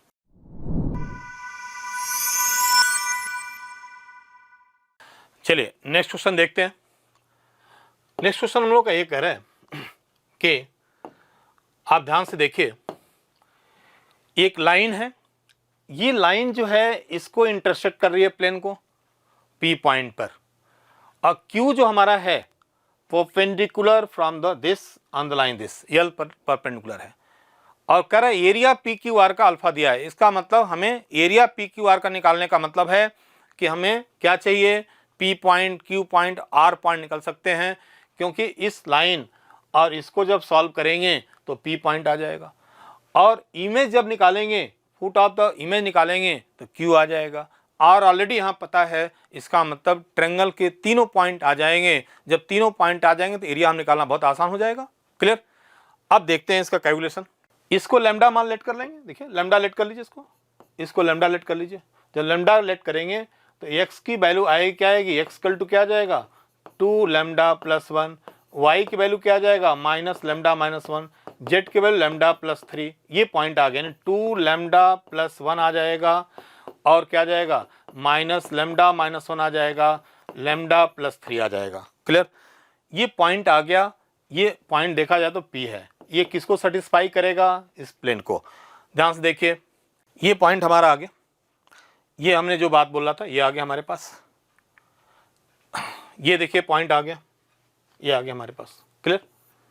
अब इसके बाद इसको हमने किस में पुट कर दिया, उसी प्लेन में पुट कर दिया। ठीक, प्लेन में पुट करने के बाद लैम्डा की वैल्यू आ गई। लैम्डा की वैल्यू यहाँ रख देंगे तो क्या आ जाएगा, P आ गया। देखिए ये रख दीजिए, ये P आ गया। क्लियर, P पॉइंट आ गया। अब हमें जो बात कर रहा था कि भैया लाइन हमारे पास दी है। क्लियर, R पॉइंट दिया है मेरे को, ये पता है मेरे को Q निकालना है, इमेज निकालना है। यस देखिए ये पॉइंट ऑलरेडी हमारे क्वेश्चन में गिवन है। क्लियर, आप ध्यान से देखिए, ये 1 माइनस 1 3, ये पॉइंट दिया है 1 माइनस 1 3। क्लियर, और ये लाइन गिवन है। लाइन की बात हम सोचें तो लाइन क्या दी है हमारे पास, हुआ है x माइनस 1। ये आप लाइन लिख लेना, लाइन हमारे पास दी हुई है। क्लियर, ये लाइन हमारे पास है। क्लियर, ये लाइन दी हुई है। अब क्या निकालना है, इस Q को निकालना है। इसका मतलब हमें क्या करना है, तो देखिए डायरेक्शन रेशियो ऑफ QR हमें एक लेट कर लिया, इस पर, इस लाइन पर एक पॉइंट लेट कर लिया था हमने।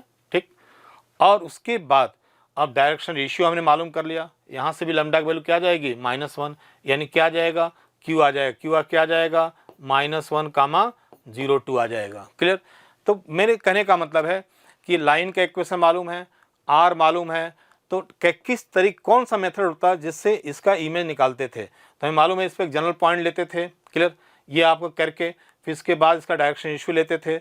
इस लाइन का डायरेक्शन रेशियो और इसके डायरेक्शन रेशियो का मल्टीप्लाई जब हम करेंगे वो 0 होना चाहिए, वो यहाँ पर हमने लिख दिया है। ठीक ना, ऐसे लिख दिया। देखिए लाइन का डायरेक्शन रेशियो ये है। देखिए इसका लैम्डा जो लेट किया, ये लैम्डा देखिए है आपका, मैं लिख दे रहा हूँ 2 लैम्डा प्लस 1। जनरल पॉइंट इस लाइन पर होगा, माइनस लैम्डा माइनस 1 होगा, लैम्डा प्लस 3 होगा। इसको जब माइनस किया, इस डायरेक्शन रेशियो निकाला तो ये डायरेक्शन QR का आ जाएगा। क्लियर, ये डायरेक्शन रेशियो आ गया, ये डायरेक्शन लाइन का है। दोनों का मल्टीप्लाई करेंगे, 0 के ऊपर परपेंडिकुलर है दोनों, लैम्डा की वैल्यू -1 आ गया, रख देना है और Q आ जाएगा। जब ये पॉइंट Q आ गया हमारे पास पॉइंट P आ गया, हमारे पास पॉइंट R आ गया, तब तो बहुत सिंपल आ गया। इस ट्रायंगल का एरिया निकालने के लिए QR हमने एक वेक्टर निकाल लिया। QR देखिए QR वेक्टर निकाल लिया। इस तरह से हमने QP निकाल लिया और एरिया पता है कि ये दोनों का क्रॉस ले लिया और इसका 1/2 कर दिया, ये आंसर आ गया। यही अल्फा है, अल्फा स्क्वायर क्या आ गया 180 आ गया। बात हो गई अपनी।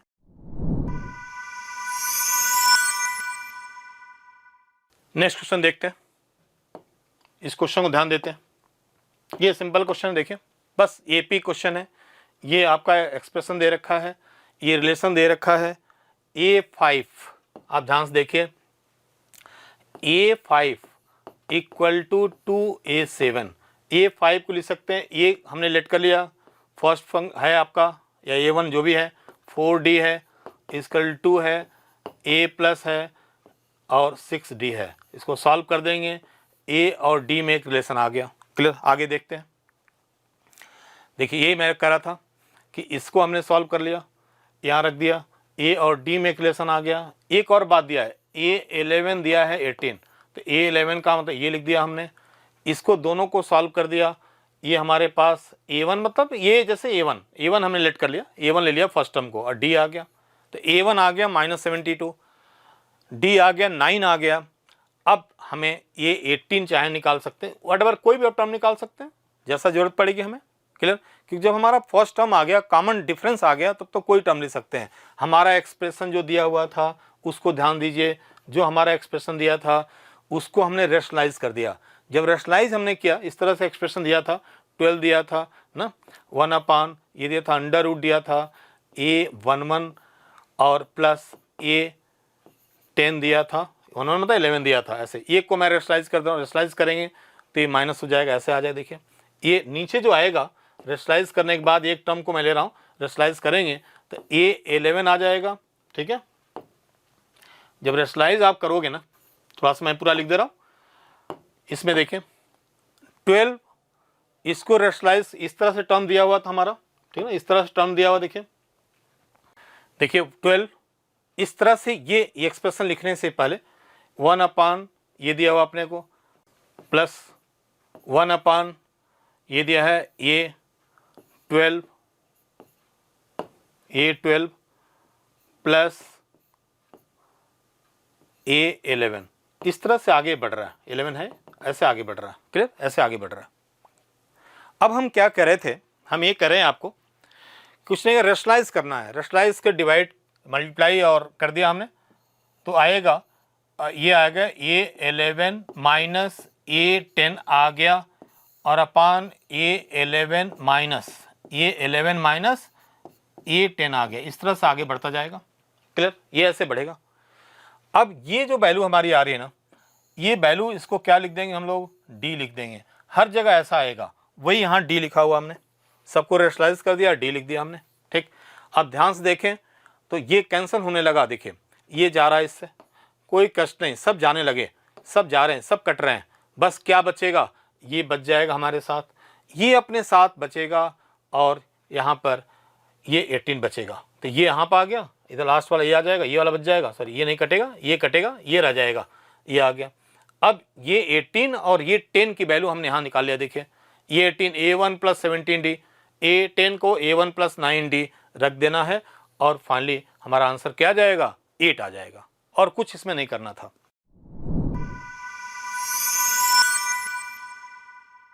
नेक्स्ट क्वेश्चन देखते हैं, रिमाइंडर का क्वेश्चन है, रिमाइंडर मालूम करना है, और किससे डिवाइड करना है, 11 से डिवाइड करने के बाद रिमाइंडर क्या होगा, ये देखना था इस क्वेश्चन के अंदर। ठीक, रिमाइंडर कैसे लेते हैं, कैसे सॉल्व करते हैं, तो बाइनोमियल का यूज़ करेंगे, ये तो क्लियर हो चुका है। देखते हैं आगे किस तरह से इसको हमें आगे बढ़ाना है। देखिए हमने क्या किया या क्या करना है, कि हमें कोशिश ये करना है कि ये इस तरह का टर्म हम डेवलप करें, ये इस तरह का टर्म डेवलप करें, एक +1 ला दें, और ये टर्म ऐसा लाएं जो किससे डिवाइड हो, 11 से डिवाइड हो, ऐसा हमें क्रिएट करना है इस पूरे पार्ट को। तो हमने क्या किया कि ये 5 पावर 4 कर लिया, 5 पावर 4 624 होगा, और यहाँ से 5 ले लिया, और इसको जब सिंप्लीफाई किया तो इतना आ गया। ठीक, इसका एक आइडिया होना चाहिए, 11 का डिविजिबिलिटी थोड़ी समझ में आनी चाहिए कि कौन सा नंबर कैसे डिवाइड हो रहा है। अब इसको कर लिया, अब ये जो है 3124 जो है 11 से डिवाइड होता है, डिवाइड कर देख लीजिए। अब इसको 11 से जब डिवाइड होगा, जब एक्सपेंशन हम लिखेंगे, पूरा बाइनोमियली एक्सपेंशन लिखेंगे, पता ही अपने को, बाइनोमियल ये 3124 प्लस 1 का पावर 19 जब हम करेंगे तो इस तरह से बढ़ना शुरू होगा, 90 C0 3 ये 4 है, 3124 आएगा, पावर आपका 19 आ जाएगा, इस तरह से आगे बढ़ने लगेगा, क्लियर। और बढ़ते बढ़ते अंतिम लास्ट वाला जो टर्म आएगा, जैसे 19 आएगा, C आपका 18 जो आएगा, इसमें 3124 आएगा, क्लियर। लेकिन लास्ट में जो आएगा ये 19 जो आएगा आपका, देखो 19 जो आएगा फाइनली, ये 19 जो आएगा यहाँ तो कुछ नहीं होगा, 1 होगा, क्लियर। तो इस बात करें कि इसमें क्या हुआ, 3129 तो हर हाल में क्या हो रहा है, कॉमन हो रहा है, और ये वैल्यू हो जाएगी प्लस यहाँ 1 हो जाएगा, यानी ये जो वैल्यू हमारी आ रही है, ये 4 है, सॉरी 4 आएगा, तो ये आपका 11 से डिवाइड है, तो इसीलिए इसको पूरे को हम क्या लेट कर ले रहे हैं, इस पूरे को हमने लैम्डा 11 से डिवाइड 11 इंटू समथिंग आएगा, ये पूरी वैल्यू को हम क्या ले रहे हैं, लैम्डा ले रहे हैं, तो 11 लैम्डा आ जाएगा, और लास्ट में ये +1 आ जाएगा। बस इसके बाद सबको मल्टीप्लाई कर दिया हमने, सिंपली मल्टीप्लाई जैसे करते हैं, मल्टीप्लाई करके और इसको अलग कर लिया, यानी इसका रिमाइंडर क्या हो जाएगा 9। अब तो इसके प्रॉब्लम नहीं है, इसको इससे मल्टीप्लाई किया, इसको 625 कर दिया, 625 को आराम से 11 से आप 625 25 को 11 से जब आप डिवाइड करोगे तो फाइनली रिमाइंडर कितना आएगा, 9 आएगा और आंसर आ जाएगा, क्योंकि ये तो 11 से डिवाइड है ही ऑलरेडी। क्लियर। तो इस तरह से ये क्वेश्चन भी सिंपल था। इस तरह से हमने सारे क्वेश्चन को एक्सप्लेन कर दिया है। क्लियर। और हम ये कहना चाह रहे थे कि जब भी आप पेपर दीजिए, क्योंकि आगे भी पेपर आपको आने वाले हैं, अभी अटेम्प्ट बहुत से देने हैं, आपके अटेम्प्ट आगे आने वाले हैं और एग्ज़ाम देने हैं। हमेशा एक बात ध्यान रखिए कि पूरे पेपर को आप देखिए, सभी पेपर को आप देखिए, तो आपको ये पता लगेगा कि हर पेपर में कुछ क्वेश्चन एकदम सिंपल हैं जो डायरेक्ट कर सकते हैं। हम आपसे यही कहना चाह रहे हैं फाइनली कि आप जब भी मैथमेटिक्स का पेपर लीजिए, उसमें हमेशा उन क्वेश्चन को सर्च पहले करने की कोशिश करिए जो सिंपल है, आसान है, पहले स्टॉक में बन सकते हैं। यही तरीका है एंट्रेंस क्वालिफाई करने का और ज़्यादा मार्क्स गेन करने का, कि आप उन क्वेश्चन को पहले अटेम्प्ट करिए जो आराम से बन सकते हैं। उसके बाद फिर तब देखिए कि इसको पे ट्राई दें। ऐसा ना हो कि आप आसान क्वेश्चन छूट जाएं और सिंपल क्वेश्चन आप छोड़ दें और जो है डिफ़िकल्ट क्वेश्चन को आप लेके बैठ जाएं और समय लग जाए आपको। तो ये बात हमेशा ध्यान रखना है जब भी पेपर आप सॉल्व करिए। तो ओके, थैंक यू मच। आशा करता हूं हमारे टॉप एजुकेटर का यह लेक्चर आपको पसंद आया होगा। अगर पसंद आया है तो वीडियो को लाइक करिए, चैनल को सब्सक्राइब करिए और शेयर भी करिए, क्योंकि ज्ञान बांटने से बढ़ता है और सही बताऊं तो पुण्य भी मिलता है। मुझे सुनने के लिए बहुत बहुत धन्यवाद। Thank you.